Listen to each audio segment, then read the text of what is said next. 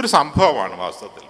ഞാൻ ഇവിടെ വന്നപ്പോൾ അദ്ദേഹം അത് ആർട്ടിക്കുലേറ്റ് ചെയ്തു. അതായത് വലിയ മെട്രോയും പാലവും റോഡും ഒന്നും ഉണ്ടാക്കുന്നതല്ല വാസ്തവത്തിൽ വികസനം. വികസനം എന്ന് പറയുന്ന അടിസ്ഥാനപരമായി മാനവശേഷിയുടെ വികസനമാണ്. ഇപ്പം ഈ പ്രോഗ്രാം നടത്തുന്നു എന്ന് പറഞ്ഞപ്പോൾ ഞാൻ അദ്ദേഹത്തെ പറ്റി അന്വേഷിച്ചു. കേരളത്തിൽ നടക്കുന്ന ഓരോ മാറ്റങ്ങളും ഞാൻ ജനീവയിലിരുന്ന് ശ്രദ്ധിക്കുന്ന ആളാണ്. അദ്ദേഹം കഴിഞ്ഞ വളരെ ചുരുങ്ങിയ കാലം കൊണ്ട് ഈ മണ്ഡലത്തിൽ അദ്ദേഹത്തിൻ്റെ കയ്യൊപ്പ് പതിപ്പിച്ച ഒരാളാണ്. വളരെ വ്യത്യസ്തനായ ഒരാളാണ്. വളരെ പുരോഗമന ചിന്ത ഉള്ള ഒരാളാണ്. വിദ്യാർത്ഥികളിൽ നിക്ഷേപം നടത്തുന്ന ഒരാളാണ് എന്ന് എന്നോട് പല ആളുകളും പറഞ്ഞു. അതുകൊണ്ട് ഈ മീറ്റിംഗ് ഞാൻ നോക്കിയിരിക്കുകയായിരുന്നു. അപ്പോഴാണ് സമദാനി സാബും കൂടി ഉണ്ട് എന്ന് പറഞ്ഞത്. അത് എപ്പോഴും സന്തോഷമുള്ള കാര്യമാണ്. എൻ്റെ വിഷമം എന്താണെന്ന് പറഞ്ഞിട്ടുണ്ടെങ്കിൽ, ഞാൻ പ്രസംഗിക്കാൻ ചിലപ്പോൾ പ്രസംഗം ദൈർഘ്യം കുറയ്ക്കും. അപ്പോൾ എത്ര നേരം വേണമെങ്കിലും കേട്ടിരിക്കാവുന്ന ഒരാളാണ്. പക്ഷേ വേറൊരു അവസരത്തിൽ കൂടുതൽ സമയമുണ്ട്. ഞാനെപ്പോഴും യൂട്യൂബിൽ കേട്ടിരിക്കും. അദ്ദേഹം പറഞ്ഞ പോലെ ലക്ഷക്കണക്കിന് ആളുകൾ ഉണ്ട് എന്ന് പറഞ്ഞതുപോലെ ഞാനും അദ്ദേഹത്തിൻ്റെ സ്ഥിരമായി കേൾക്കുന്ന ഒരാളാണ്. അദ്ദേഹത്തിൻ്റെ പ്രസംഗങ്ങൾ വളരെ മനോഹരമാണ്. ഇപ്പോൾ അമ്മയെപ്പറ്റി അദ്ദേഹം പറഞ്ഞത്, അത് കേട്ട് ആളുകൾ കണ്ണീരൊഴുക്കുന്നത് നമ്മൾ യൂട്യൂബിൽ എത്രയോ കണ്ടതാണ്. ഇന്നത്തെ ഞാൻ പ്രസംഗിക്കാമെന്ന് പറഞ്ഞ, അല്ലെങ്കിൽ സംസാരിക്കാമെന്ന് പറഞ്ഞത് തൊഴിൽ ജീവിതത്തിൻ്റെ ഭാവി 21ാം നൂറ്റാണ്ടിൽ എന്നുള്ളതാണ്. The future of work life എന്നാണ് ഞാൻ സംസാരിക്കാമെന്ന് സമ്മതിച്ചത്. അപ്പോൾ സാധാരണഗതിയിൽ എനിക്ക് ഏറ്റവും ഇഷ്ടം കൂടുതൽ സംസാരിക്കുക എന്നതിൽ കൂടുതൽ നിങ്ങളുമായിട്ട് സംവദിക്കുക എന്നുള്ളതാണ്. അപ്പോൾ നിങ്ങൾ ചോദ്യം ചോദിക്കുന്ന ആളുകളുണ്ടെങ്കിൽ തീർച്ചയായിട്ടും അത് വലിയൊരു സന്തോഷമാണ്. ഞാൻ അടുത്തിടയ്ക്ക് കണ്ടൊരു കാര്യം എന്താണെന്ന് പറഞ്ഞിട്ടുണ്ടെങ്കിൽ, ഈ കോവിഡിന് മുമ്പുള്ള കാലഘട്ടത്തിൽ ഇതുപോലെ ഒരു വലിയൊരു ഓഡിയൻസിൽ പോയി കഴിഞ്ഞിട്ടുണ്ടെങ്കിൽ ചോദ്യം ചോദിക്കാൻ ആളുകൾക്ക് വലിയ മടിയാണ്. നമ്മൾ 1 മണിക്കൂർ സംസാരിക്കുന്നു, എന്തെങ്കിലും ചോദ്യം ഉണ്ടെന്ന് ചോദിക്കുന്നു, ആരും തന്നെ ചോദ്യം ചോദിക്കാനായിട്ട് ഇല്ല. ഓക്കെ, ശരി ശരി.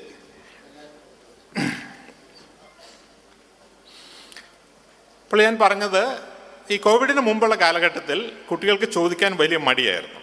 പക്ഷേ ഓൺലൈനിൻ്റെ വലിയൊരു മാറ്റം ഞാൻ കണ്ടത്, കുട്ടികളിൽ ആ മടി പൂർണ്ണമായും ഇല്ലാതായി. ഓൺലൈനായിട്ട് ഞാൻ ചിലപ്പോൾ കുട്ടികളുമായിട്ട് സംവാദത്തിനിരിക്കുമ്പോൾ ഞാൻ 7 മണിക്കൂർ വരെ നോൺ സ്റ്റോപ്പായിട്ട് കുട്ടികളുമായിട്ട് സംസാരിച്ചിട്ടുണ്ട്. കുട്ടികൾ ചോദ്യങ്ങൾ ചോദിച്ചുകൊണ്ടേയിരിക്കും, ഞാനതിന് ഉത്തരം പറഞ്ഞുകൊണ്ടിരിക്കും. ഞാൻ ഇന്ന് 7 മണിക്കൂർ സംസാരിക്കാൻ ഉദ്ദേശിക്കുന്നില്ല, കാരണം നിങ്ങൾക്ക് ലഞ്ച് കഴിക്കാനുള്ളതാണ്, അതിനുശേഷം വേറെ സ്പീക്കേഴ്സ് ഉള്ളതാണ്. പക്ഷെ തീർച്ചയായിട്ടും നിങ്ങൾ കുറച്ച് ചോദ്യങ്ങളെങ്കിലും ഉണ്ടാകും. ആ ചോദ്യങ്ങളനുസരിച്ച് നമ്മൾ പല ഡയറക്ഷനിൽ പോകാം എന്നാണ് ഞാൻ പ്രതീക്ഷിക്കുന്നത്. ഒരു കോവിഡിൻ്റെ കാലഘട്ടത്തിലാണ് നമ്മൾ ഇപ്പോൾ കടന്നുപോയിക്കൊണ്ടിരിക്കുന്നത്. കോവിഡ് നിങ്ങൾക്കറിയാം, 2019 ഡിസംബറിൽ ലോകത്ത് പ്രത്യക്ഷപ്പെട്ടതാണ്. ഇനിയും അപ്രത്യക്ഷമായിട്ടില്ല. 2 വർഷമാകുന്നു. 280 മില്യൺ 28 കോടി ആളുകളെ അത് ബാധിച്ചിരിക്കുന്നു. 5 മില്യൺ ആളുകളുടെ ജീവൻ അതെടുത്തിരിക്കുന്നു. 50 ലക്ഷത്തിൽ കൂടുതൽ ആളുകളുടെ ജീവൻ അതെടുത്തിരിക്കുന്നു. വലിയ മാറ്റങ്ങൾ ഈ കാലഘട്ടത്തിൽ ഉണ്ടായി. നമ്മളുടെ എല്ലാം ജീവിതത്തിൽ നമ്മൾ ലോക്ക്ഡൗണിലായി, കർഫ്യൂവിലായി, ഓൺലൈനായി, വർക്ക് ഫ്രം ഹോമായി, ഇങ്ങനെ പല മാറ്റങ്ങൾ നമ്മളുടെ ജീവിതത്തിലെല്ലാം ഉണ്ടായി. നമ്മളെല്ലാം ഈ കോവിഡ് കാലം ഒന്ന് കഴിയാൻ നോക്കിയിരിക്കുകയാണ്. പക്ഷേ നിർഭാഗ്യവശാൽ ഈ കോവിഡിന് ശേഷം വരാൻ പോകുന്നത്, കോവിഡ് വന്ന് കേരളത്തിലെല്ലാം കോവിഡ് ഒരു പ്രശ്നമായത് മാർച്ച് 2020-ലാണ്.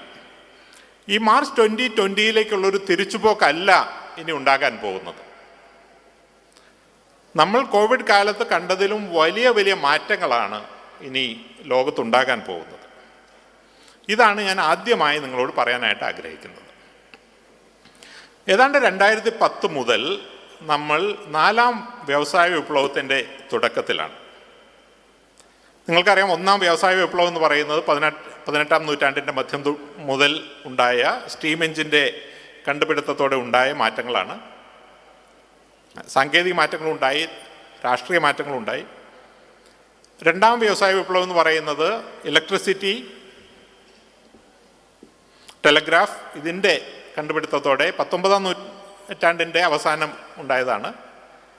മൂന്നാം വ്യവസായ വിപ്ലവം എന്ന് പറയുന്നത് 20-ാം നൂറ്റാണ്ടിൻ്റെ അവസാനം ഇൻ്റർനെറ്റിൻ്റെ വരവോടെ ഇലക്ട്രോണിക്സിൽ ഉണ്ടായ മാറ്റങ്ങളോടെ ഉണ്ടായ മാറ്റങ്ങളാണ്.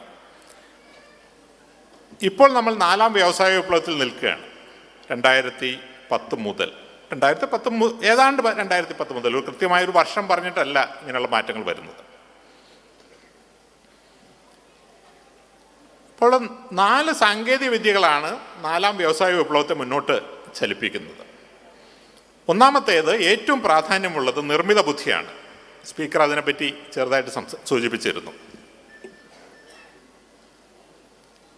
നമ്മൾ ചിന്തിക്കുന്നതും ചിന്തിക്കാത്തതുമായ രംഗങ്ങളിലെല്ലാം നിർമ്മിത ബുദ്ധി കടന്നു കയറുകയാണ്. രണ്ടാമത്തെ മാറ്റം എന്ന് പറയുന്നത് റോബോട്ടിക്സ് ആണ്. നമ്മൾ റോബോട്ട് ചെയ്യുമെന്ന് വിചാരിച്ചിരുന്ന ജോലികളും ഇല്ല എന്ന് വിചാരിച്ചിരുന്ന ജോലികളും ചെയ്ത് റോബോട്ട് മുന്നോട്ട് വരികയാണ്. മൂന്നാമത്തേത് ഇൻ്റർനെറ്റ് ഓഫ് തിങ്സ് ആണ്. നിങ്ങളത് കേട്ടിട്ടുണ്ടോന്ന് അറിയില്ല. ഇൻ്റർനെറ്റ് ഓഫ് തിങ്സ് എന്ന് കേട്ടിട്ടുള്ള എത്ര പേരുണ്ട്? കൈവക്കാമോ? ഇൻ്റർനെറ്റ് ഓഫ് തിങ്സ് എന്ന് പറയുന്നത് IoT കേട്ടിട്ടുള്ള ആളുകളുണ്ടോ? ഓക്കെ. നാലാമത്തേത് ഡ്രോൺസ് ആണ്. ഡ്രോൺസ് കാണാത്ത ആരെങ്കിലും ഉണ്ടോ? ഡ്രോൺസ് കണ്ടിട്ടുള്ള എത്ര പേരുണ്ടോ ഓഡിയൻസിൽ? എല്ലാ കല്യാണത്തിനും ഇപ്പോൾ ഇവിടെ തന്നെ ചിലപ്പോൾ ഡ്രോൺ ഉണ്ടായാം. ഡ്രോണുകൾ പറന്നു കിടക്കുകയാണ്. അപ്പോൾ ഡ്രോൺ എന്ന് പറയുന്നത് പുതിയൊരു കാര്യമാണ്. ഈ 4 സാങ്കേതിക വിദ്യകൾ ലോകത്തെ മൊത്തമായി മാറ്റിമറിക്കുകയാണ്. അപ്പം അതിന് തൊഴിൽ രംഗത്ത് വലിയൊരു മാറ്റമുണ്ടാക്കും. അതുകൊണ്ടാണ് ഞാൻ ഇന്ന് നിങ്ങളോട് ഈ കാര്യം പറയുന്നത്. തൊഴിൽ രംഗത്ത് എന്ത് മാറ്റങ്ങളാണ് ഉണ്ടാക്കാൻ പോകുന്നത്. ഞാൻ ഒരു ഉദാഹരണം പറയാം. ഞാൻ കഴിഞ്ഞ ആഴ്ച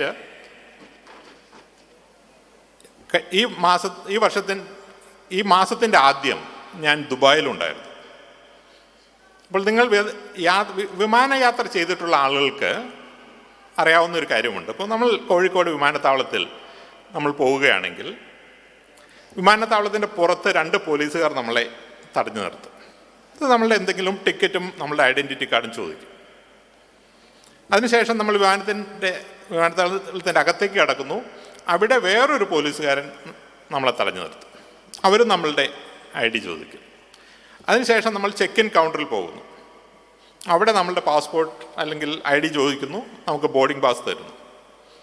അതിനുശേഷം വിദേശയാത്രയാണെങ്കിൽ ഒരു ഇമിഗ്രേഷൻ ഓഫീസർ നമ്മളുടെ പാസ്പോർട്ട് പരിശോധിക്കുന്നു. അതിൻ്റെ പുറകിൽ ഒരു കസ്റ്റംസ് ഓഫീസർ ഇരിക്കുന്നുണ്ട്. അതിനുശേഷം നമ്മൾ വിമാനത്തിലേക്ക് കയറുന്ന സ്ഥലത്ത് ഒരു എയർലൈൻ സ്റ്റാഫ് ഇരിക്കുന്നുണ്ട്. ഇങ്ങനെ 6 സെറ്റ് ഓഫ് ആളുകളെ കടന്നിട്ടാണ് നമ്മൾ ഒരു വിദേശ യാത്ര പോകുന്നത്. ആഭ്യന്തര യാത്രയാണെങ്കിൽ 4 ആളുകളെ കടന്നിട്ടാണ് നമ്മൾ പോകുന്നത്. ഇത് സാധാരണ എല്ലാവരും ചെയ്യുന്നതാണ്. ഓരോ വിമാനത്താവളത്തിലും ആയിരക്കണക്കിന് ആളുകളെ ഈ തൊഴിലിനായിട്ട് വച്ചിട്ടുണ്ട്. ഇപ്പോൾ ഈ മാസം ആദ്യം ഞാൻ ദുബായിൽ നിന്ന് ജനീവയിലേക്ക് പോവുകയായിരുന്നു. അപ്പോൾ ഞാൻ ഡൽഹിയിൽ നിന്നാണ് ദുബായിലേക്ക് പോകുന്നത്. ഡൽഹിയിൽ ഈ പറഞ്ഞ എല്ലാ സ്റ്റെപ്പും ഉണ്ട്. ആദ്യത്തെ പോലീസ്, രണ്ടാമത്തെ police, check in counter, immigration, customs, then boarding staff. ദുബായിൽ ആദ്യത്തെ പോലീസ് ഇല്ല, നമുക്ക് കടന്നു പോകാം. രണ്ടാമത്തെ പോലീസ് ഇല്ല, നമുക്ക് കടന്നു പോകാം. മൂന്നാമത്തെ സ്റ്റെപ്പിൽ നമുക്ക് ഇമിഗ്രേഷൻ കൗണ്ടറാണ്, ചെക്ക് ഇൻ കൗണ്ടറാണ്. ചെക്ക് ഇൻ കൗണ്ടർ ഇല്ല, അത് ഓൺലൈനായിട്ട് നമ്മളുടെ ടിക്കറ്റ് കാണിച്ചാൽ നമുക്ക് നമ്മുടെ ബോർഡിംഗ് പാസ് കിട്ടും. ടിക്കറ്റ് ഒരു QR കോഡ് കാണിച്ചാൽ നമുക്ക് കിട്ടും. അടുത്ത സ്റ്റെപ്പ് എന്ന് പറയുന്നത് ഇമിഗ്രേഷൻ കൗണ്ടറാണ്. അവിടെ ഇമിഗ്രേഷൻ കൗണ്ടർ ഇല്ല. നമ്മൾ ദുബായിലേക്ക് കടക്കുമ്പോൾ തന്നെ നമ്മളുടെ കണ്ണുകൾ അവർ സ്കാൻ ചെയ്ത് വെച്ചിട്ടുണ്ട്. അപ്പോൾ പുറത്തേക്ക് വരുമ്പോൾ നമ്മളുടെ കണ്ണുകൾ ഒരു പർട്ടിക്കുലർ സ്ഥലത്ത് നോക്കാൻ പറയും. അത് നോക്കിയാൽ ഗേറ്റ് തുറന്നു, നമ്മളുടെ ഇമിഗ്രേഷൻ കഴിഞ്ഞു. അതിനുശേഷമാണ് ആദ്യമായിട്ട് നമുക്ക് ഒരു കൺട്രോൾ വരുന്നത്. നമ്മളുടെ കയ്യിലുള്ള ബാഗുകൾ ചെക്ക് ചെയ്യുന്നു. അതിൻ്റെ അപ്പുറത്ത് കസ്റ്റംസ് ഇല്ല. അതിനുശേഷം ബോർഡിംഗ് ചെയ്യാനായിട്ട് സ്റ്റാഫില്ല. അവിടെയും നമ്മളുടെ ബോർഡിംഗ് പാസ് കാണിച്ചു കൊടുത്താൽ മതി. അപ്പോൾ ഈ 6 ലെവലിൽ 5 ലെവലും അവർ സാങ്കേതിക വിദ്യ കാരണം ഒഴിവാക്കി കഴിഞ്ഞു. അപ്പോൾ എത്രമാത്രം ആയിരക്കണക്കിന് ആളുകളുടെ തൊഴിലാണ് ഈ സ്റ്റെപ്പിലില്ലാതായത്. അതുകൊണ്ട് ദുബായ് വിമാനത്താവളം നമ്മളെക്കായും സുരക്ഷിതത്വം കുറവുള്ളതല്ല. അവിടുത്തെ ഇമിഗ്രേഷൻ നമ്മളെക്കായും എഫിഷ്യൻസി കുറവുള്ളതല്ല, എഫിഷ്യൻസി കൂടുതലാണ്. വാസ്തവത്തിൽ 1 മിനിറ്റ് പോലും എടുക്കുന്നില്ല. ഏതാണ്ട് 20 സെക്കൻഡ് കൊണ്ട് നമ്മൾ ഈ ലൈനിൻ്റെ അപ്പുറത്ത്. അപ്പം ആ തൊഴിലുകൾ, ഒരു വിമാനത്താവളത്തിലുള്ള 100 കണക്കിന് തൊഴിലുകൾ ഒറ്റ വിമാനത്താവളത്തിൽ ഇല്ലാതെ. അപ്പോൾ ലോകത്തെ 50,000 വിമാനത്താവളം എടുത്തു കഴിഞ്ഞിട്ടുണ്ടെങ്കിൽ എത്രമാത്രം തൊഴിലുകൾ ഇല്ലാതായി എന്ന് നമുക്ക് ചിന്തിക്കാവുന്നതേ ഉള്ളൂ. വേറൊരു ഉദാഹരണം പറയാം. വാഹനങ്ങൾ സ്വയം ഓടുന്ന ഒരു കാലഘട്ടത്തിലൂടെയാണ് നമ്മൾ കടന്നു പോകുന്നത്. ഇപ്പോൾ തന്നെ അത്തരത്തിലുള്ള വാഹനങ്ങളുണ്ട്. സാൻ ഫ്രാൻസിസ്കോയിലും സിംഗപ്പൂരിലും ലണ്ടനിലും എല്ലാം അത് പരീക്ഷണമായിട്ട് ഓടിക്കൊണ്ടിരിക്കുകയാണ്. മിക്കവാറും സ്വയം ഓടുന്ന വാഹനങ്ങൾ ഇപ്പോൾ കൊമേഴ്ഷ്യലായിട്ട് വാങ്ങാൻ കിട്ടും. ടെസ്ലയുടെ വാഹനങ്ങൾ, വോൾവോയുടെ വാഹനങ്ങൾ അവിടെ പൂർണ്ണമായിട്ടും കമ്പ്യൂട്ടറെല്ലാം നിയന്ത്രിക്കുന്നെങ്കിലും മിക്കവാറും സമയത്ത് കമ്പ്യൂട്ടർ നിയന്ത്രിക്കുന്ന വാഹനങ്ങളുണ്ട്. അപ്പോൾ ഇല്ലാതാക്കാൻ പോകുന്നത് ലക്ഷക്കണക്കിന് ഡ്രൈവർമാരുടെ ജോലികളാണ്. ഞാനിത് പല ഓഡിയൻസിലും പറയുമ്പോൾ ആളുകൾക്ക് അതൊരു അത്രമാത്രം ഒരു പേടി ഉണ്ടാകാറില്ല. എന്ന് പറഞ്ഞാൽ ഈ തലമുറയിൽ ഒരു ഡ്രൈവറായി ജോലി ചെയ്യണമെന്ന് ആഗ്രഹിക്കുന്ന ആളുകൾ ഉണ്ടാവാൻ വഴിയില്ല. ഞങ്ങളുടെ തലമുറയിലൊക്കെ അത് വലിയൊരു ആഗ്രഹമായിരുന്നു, ഡ്രൈവർ ആവുക എന്നുള്ളത്. പക്ഷെ ഇപ്പോഴത്തെ തലമുറയിൽ എല്ലാവർക്കും ഒരു കാർ വാങ്ങണമെന്നുള്ളതല്ലാതെ ഡ്രൈവറായി ജോലി ചെയ്യണമെന്നൊരു ആഗ്രഹമില്ല. പക്ഷെ നമ്മൾ ഡ്രൈവറുടെ ജോലി ഇല്ലാതാകുമെന്ന് പറയുമ്പോൾ അതിൻ്റെ അർത്ഥം ഒരു ഓട്ടോറിക്ഷ ഡ്രൈവറുടെ ജോലി അല്ലെങ്കിൽ ടാക്സി ഡ്രൈവറുടെ ജോലി ഇല്ലാതാകുമെന്നല്ല. ഡ്രൈവിംഗ് ഉൾപ്പെടുന്ന എന്തും, അപ്പോൾ ഓട്ടോറിക്ഷ ആകാം, കാറാകാം, ട്രെയിനാകാം, കപ്പലാകാം, വിമാനമാകാം, ഇതിൻ്റെ എല്ലാം ഡ്രൈവിംഗ് എന്ന് പറയുന്ന ജോലി ഇനി അധിക നാൾ ഉണ്ടാകില്ല. അത് ഒഴിവാക്കുന്ന ലക്ഷക്കണക്കിന് ജോലികൾ. നമ്മൾ സാധാരണഗതിയിൽ ഏറ്റവും കോംപ്ലിക്കേറ്റഡ് ആണെന്ന് വിചാരിക്കുന്ന ഒരു ജോലിയാണ് മെഡിസിനൽ റേഡിയോളജി എന്ന് പറയുന്നത്. ഇന്ന് കേരളത്തിലെ മെഡിക്കൽ കോളേജുകളിൽ, സ്വകാര്യ മെഡിക്കൽ കോളേജുകളിൽ ഏറ്റവും കൂടുതൽ ക്യാപിറ്റേഷൻ ഫീ വാങ്ങുന്നത് റേഡിയോളജി MD കിട്ടാനാണ്. പക്ഷേ നിർമ്മിത ബുദ്ധിയുടെ രംഗത്തെ വിദഗ്ധർ പറയുന്നത് റേഡിയോളജിയിൽ ഇന്ന് ഡോക്ടർമാരെ പരിശീലിപ്പിക്കുന്നത് it's a waste of time and money എന്നുള്ളതാണ്. കാരണം മനുഷ്യർ ചെയ്യുന്നതിലും ഏറ്റവും നന്നായി രോഗനിർണയം നടത്താൻ നിർമ്മിത ബുദ്ധിക്ക് സാധിക്കും.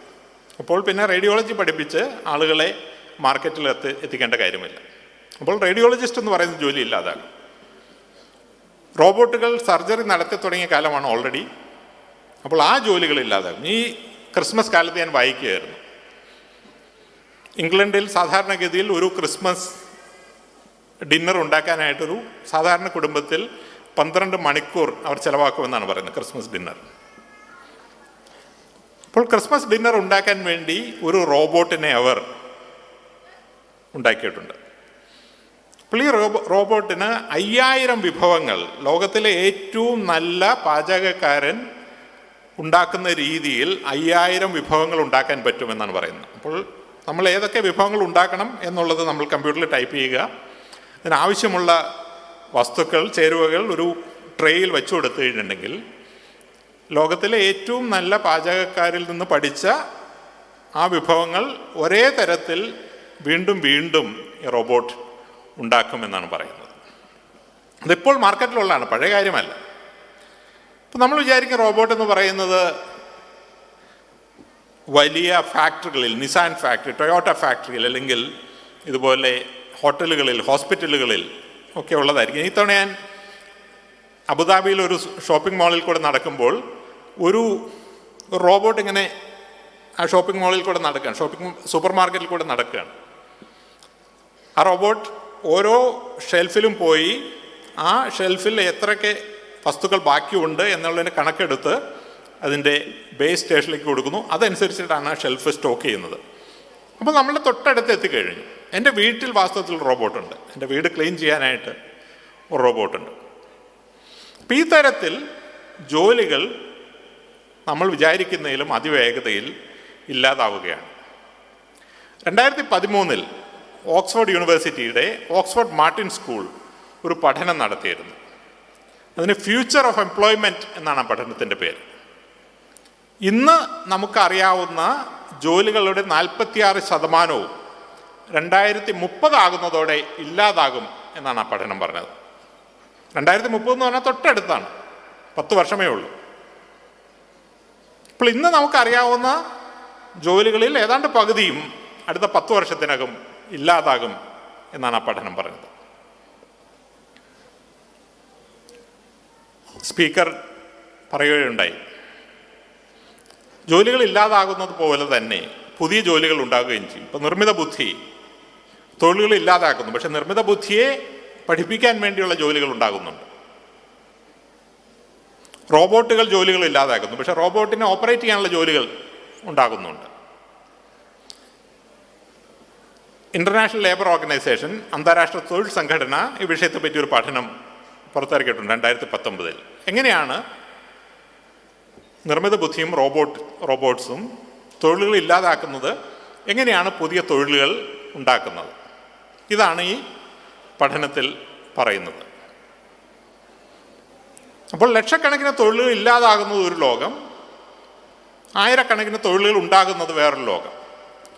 ഇപ്പോൾ ലോകം മൊത്തം എടുത്തു കഴിഞ്ഞിട്ടുണ്ടെങ്കിൽ വലിയൊരു തൊഴിൽ പ്രതിസന്ധി ഉണ്ടാകാൻ പോവുകയാണെന്നുള്ളതല്ല, ഇപ്പോൾ തന്നെ ഉണ്ടായിക്കൊണ്ടിരിക്കുകയാണ്. നിങ്ങൾ ഫോളോ ചെയ്യുന്നുണ്ടെങ്കിൽ ഗ്രേറ്റ് റെസിഗ്നേഷൻ എന്ന് പറയുന്നൊരു മൂവ്മെൻറ്റ് തന്നെ വിദേശങ്ങളിൽ വരുന്നു. തൊഴിലില്ലായ്മ എന്ന് പറയുന്നത് ഇനിയൊരു നിത്യസംഭവമാകാൻ പോകുന്നു. സ്വിറ്റ്സർലാൻഡിൽ 2 വർഷം മുമ്പ് അവർ ഒരു റഫറൻഡം നടത്തി, ഒരു ഹിതപരിശോധന നടത്തി. ആ ഹിതപരിശോധനയുടെ അടിസ്ഥാനം ഇതായിരുന്നു: നിങ്ങൾക്ക് നിങ്ങളുടെ ജീവിതകാലത്ത് തൊഴിൽ ലഭിക്കാൻ പോകുന്നില്ല, പക്ഷേ തൊഴിലില്ലായ്മ വേതനം സ്ഥിരമായി നിങ്ങൾക്ക് തരും. അത് വലിയൊരു തുകയാണ്, ചെറിയ തുകയല്ല. അങ്ങനെ ഒരു തരം ലോകം നിങ്ങൾ അംഗീകരിക്കുമ്പോൾ, ഇതായിരുന്നു ചോദ്യം. 2700 ഫ്രാങ്ക് തൊഴിലില്ലായ്മ വേതനമായി കൊടുക്കുമെന്നുള്ളതായിരുന്നു. അന്ന് ആളുകൾ അതിന് സമ്മതിച്ചില്ല. പക്ഷേ ഇതാണ് ഇനിയുള്ള ലോകത്തെ ഒരു യാഥാർത്ഥ്യമായിട്ട് വരാൻ പോകുന്നത്. ലോകത്തുള്ള എല്ലാ ആളുകൾക്കും തൊഴിൽ ചെയ്യേണ്ട ആവശ്യമില്ല, കാരണം റോബോട്ടുകളും നിർമ്മിത ബുദ്ധിയും ആ തൊഴിൽ ചെയ്യുന്നു. എല്ലാ ആളുകൾക്കും തൊഴിൽ കൊടുക്കാനുള്ള സാഹചര്യം സർക്കാരിനില്ല. അപ്പോൾ ആളുകളെ എങ്ങനെയാണ് അവർക്ക് ജീവിക്കാൻ സാധിക്കുന്നത്? അതിനു വേണ്ടിയിട്ടാണ് ഈ യൂണിവേഴ്സൽ ബേസിക് ഇൻകം എന്ന് പറയുന്ന ഒരു സംവിധാനം ഉണ്ടാകുന്നത്. അപ്പോൾ ഈ ഒരു ലോകത്തിലേക്കാണ് നിങ്ങൾ കടന്നു വരാൻ പോകുന്നത്. അപ്പോൾ എങ്ങനെയാണ് ഈ ഒരു സാഹചര്യത്തിൽ നിങ്ങൾ നിങ്ങളുടെ തൊഴിൽ ജീവിതത്തെ കരുപിടിപ്പിക്കുന്നത്? ഇതാണ് ഫ്യൂച്ചർ ഓഫ് എംപ്ലോയ്മെൻറ്റ് എന്ന് പറയുന്നത്. ബഹുമാനപ്പെട്ട സ്പീക്കർ ഈ വിഷയത്തെ പറ്റി ഒന്ന് ടച്ച് ചെയ്തിരുന്നു. നിങ്ങളത് വേണ്ടത്ര ശ്രദ്ധിച്ചോ എന്നറിയില്ല. ഇത്തരം മാറ്റങ്ങൾ വരുമ്പോൾ ഇതിൽ മുൻനിരയിൽ ആര് നിൽക്കുന്നുവോ അവർക്ക് വലിയ അവസരങ്ങളാണ് ഉണ്ടാകാൻ പോകുന്നത്. റോബോട്ടിക്സ് ആണെങ്കിലും, നിർമ്മിത ബുദ്ധി ആണെങ്കിലും, ഡ്രോൺസ് ആണെങ്കിലും, ബയോടെക്നോളജി ആണെങ്കിലും, ഇൻ്റർനെറ്റ് ഓഫ് തിങ്സ് ആണെങ്കിലും, അത് ലക്ഷക്കണക്കിന് തൊഴിലുകൾ ഒഴിവാക്കുമ്പോഴും ആയിരക്കണക്കിന് പുതിയ തൊഴിലുകൾ ഉണ്ടാക്കുന്നുണ്ട്.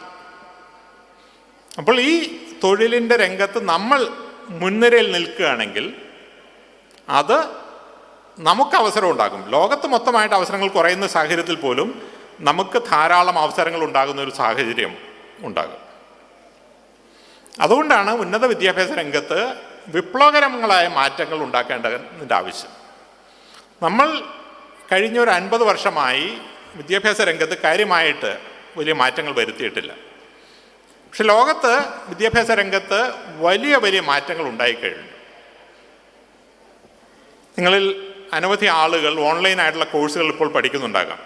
നിങ്ങൾ എത്ര പേര് കോഴ്സേറ എന്ന് പറയുന്ന വെബ്സൈറ്റിൽ ഏതെങ്കിലും ഒരു കോഴ്സ് എടുക്കുന്നുണ്ടെന്ന് പറയാമോ? കോഴ്സേറ എന്ന് പറയുന്ന വെബ്സൈറ്റിൽ അതൊരു ചെറിയൊരു ശതമാനം ആളുകൾ കോഴ്സ് എടുക്കുന്നുണ്ട്. കോഴ്സേറ എന്ന് പറയുന്നത് 2012 സ്ഥാപിക്കപ്പെട്ട ഒരു ഓൺലൈൻ സ്റ്റഡി പ്ലാറ്റ്ഫോമാണ്. ഇപ്പോൾ അതിൽ 7 മില്യൺ അല്ലെങ്കിൽ 73 ലക്ഷം ആളുകൾ അവിടെ പഠിക്കുന്നുണ്ട്. ഓക്സ്ഫോർഡ് യൂണിവേഴ്സിറ്റി എന്ന് പറയുന്നത് 1000 കൊല്ലം മുമ്പ് ഉണ്ടാക്കിയ ഒരു സ്ഥാപനമാണ്. ഈ ഓക്സ്ഫോർഡ് യൂണിവേഴ്സിറ്റിയിൽ കഴിഞ്ഞ 1000 വർഷം പഠിച്ചതിൽ കൂടുതൽ വിദ്യാർത്ഥികൾ, 1000 വർഷം മൊത്തം എടുത്താൽ പഠിച്ചതിൽ കൂടുതൽ വിദ്യാർത്ഥികൾ കഴിഞ്ഞ 10 വർഷം കൊണ്ട് കോഴ്സേറയിൽ പഠിച്ചിട്ടുണ്ട്. കോഴ്സേറയിൽ അഡ്മിഷൻ എടുക്കുക എന്ന് പറഞ്ഞിട്ടുണ്ടെങ്കിൽ വെറും 3 മിനിറ്റ് സമയമുള്ള കാര്യമാണ്. 3 മിനിറ്റ് ഉള്ളൂ. പൂർണ്ണമായും സൗജന്യമാണ്. നമുക്ക് ഏത് വിഷയം വേണമെങ്കിലും എടുക്കാം. നമുക്ക് മെഡിസിനിലൊരു ടോപ്പിക്കാണ് താല്പര്യമെങ്കിൽ അതെടുക്കാം, റോബോട്ടിക്സ് ആണെങ്കിൽ അതെടുക്കാം, മ്യൂസിക് ആണെങ്കിൽ അതെടുക്കാം, ലിറ്ററേച്ചർ ആണെങ്കിൽ അതെടുക്കാം. ആ നിലയിലേക്കാണ് വിദ്യാഭ്യാസം മാറുന്നത്. ഇപ്പോൾ ഓൺലൈൻ കാലത്ത്, ഇത് ഓൺലൈന് മുമ്പ്, നമ്മളുടെ കോവിഡ് കാലത്തിന് മുമ്പുണ്ടായിരുന്നൊരു സാഹചര്യമാണ്. പക്ഷേ അതിനെപ്പറ്റി ആളുകൾക്ക് അറിയില്ലായിരുന്നു. പക്ഷെ ഇപ്പോൾ അത് തികച്ചും സാധാരണമായ ഒന്നായി. ഇനി വിദ്യാഭ്യാസ ലോകത്ത് സംഭവിക്കാൻ പോകുന്നത്, നിങ്ങൾ പഠിച്ചുകൊണ്ടിരുന്ന സാധാരണഗതിയിലുള്ള ക്ലാസ്സുകൾ, നിങ്ങൾ ക്ലാസ് റൂമിൽ പോകുന്നു, കേരള യൂണിവേഴ്സിറ്റി അല്ലെങ്കിൽ കാലിക്കറ്റ് യൂണിവേഴ്സിറ്റി അല്ലെങ്കിൽ ഗാന്ധിജി യൂണിവേഴ്സിറ്റി, അവർ BSc മാത്തമാറ്റിക്സ് അല്ലെങ്കിൽ BA ഹിസ്റ്ററി, ഇംഗ്ലീഷ് എന്നുള്ള തരത്തിൽ കുറേ ഡിഗ്രി ഓഫർ ചെയ്യുന്നു. അതിൽ ഏതെങ്കിലും ഡിഗ്രി നിങ്ങൾ ചൂസ് ചെയ്യുന്നു, അതുമാത്രം പഠിച്ച് നിങ്ങൾ പാസ്സാകുന്നു. ഇതാണ് സാധാരണഗതിയിൽ നമ്മൾ ചെയ്തുകൊണ്ടിരുന്നത്. ഇത് മാറുകയാണ്. പുതിയ വിദ്യാഭ്യാസ നയം, ന്യൂ എഡ്യൂക്കേഷൻ പോളിസി ജൂൺ 2020 കേന്ദ്ര ഗവൺമെൻറ് പുറത്തിറക്കിയിട്ടുണ്ട്.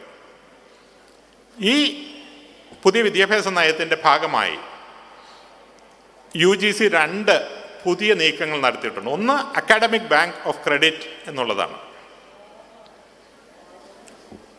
ഇന്ത്യയിലുള്ള ഏതൊരു പൗരനും ഈ അക്കാഡമിക് ബാങ്ക് ഓഫ് ക്രെഡിറ്റിൽ ഒരു അക്കൗണ്ട് ഗവൺമെൻറ് സൗജന്യമായിട്ട് നൽകും.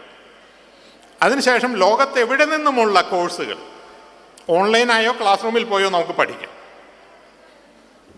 ഈ പഠിച്ച കോഴ്സുകൾ നമ്മൾ പാസ്സാകുകയാണെങ്കിൽ അത് അക്കാഡമിക് ബാങ്ക് ഓഫ് ക്രെഡിറ്റിൽ നിക്ഷേപിക്കും.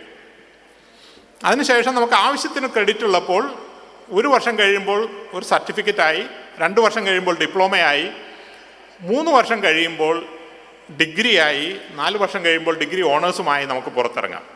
അപ്പോൾ ഓൺലൈനായി കാര്യങ്ങൾ പഠിക്കാം, പലതവണ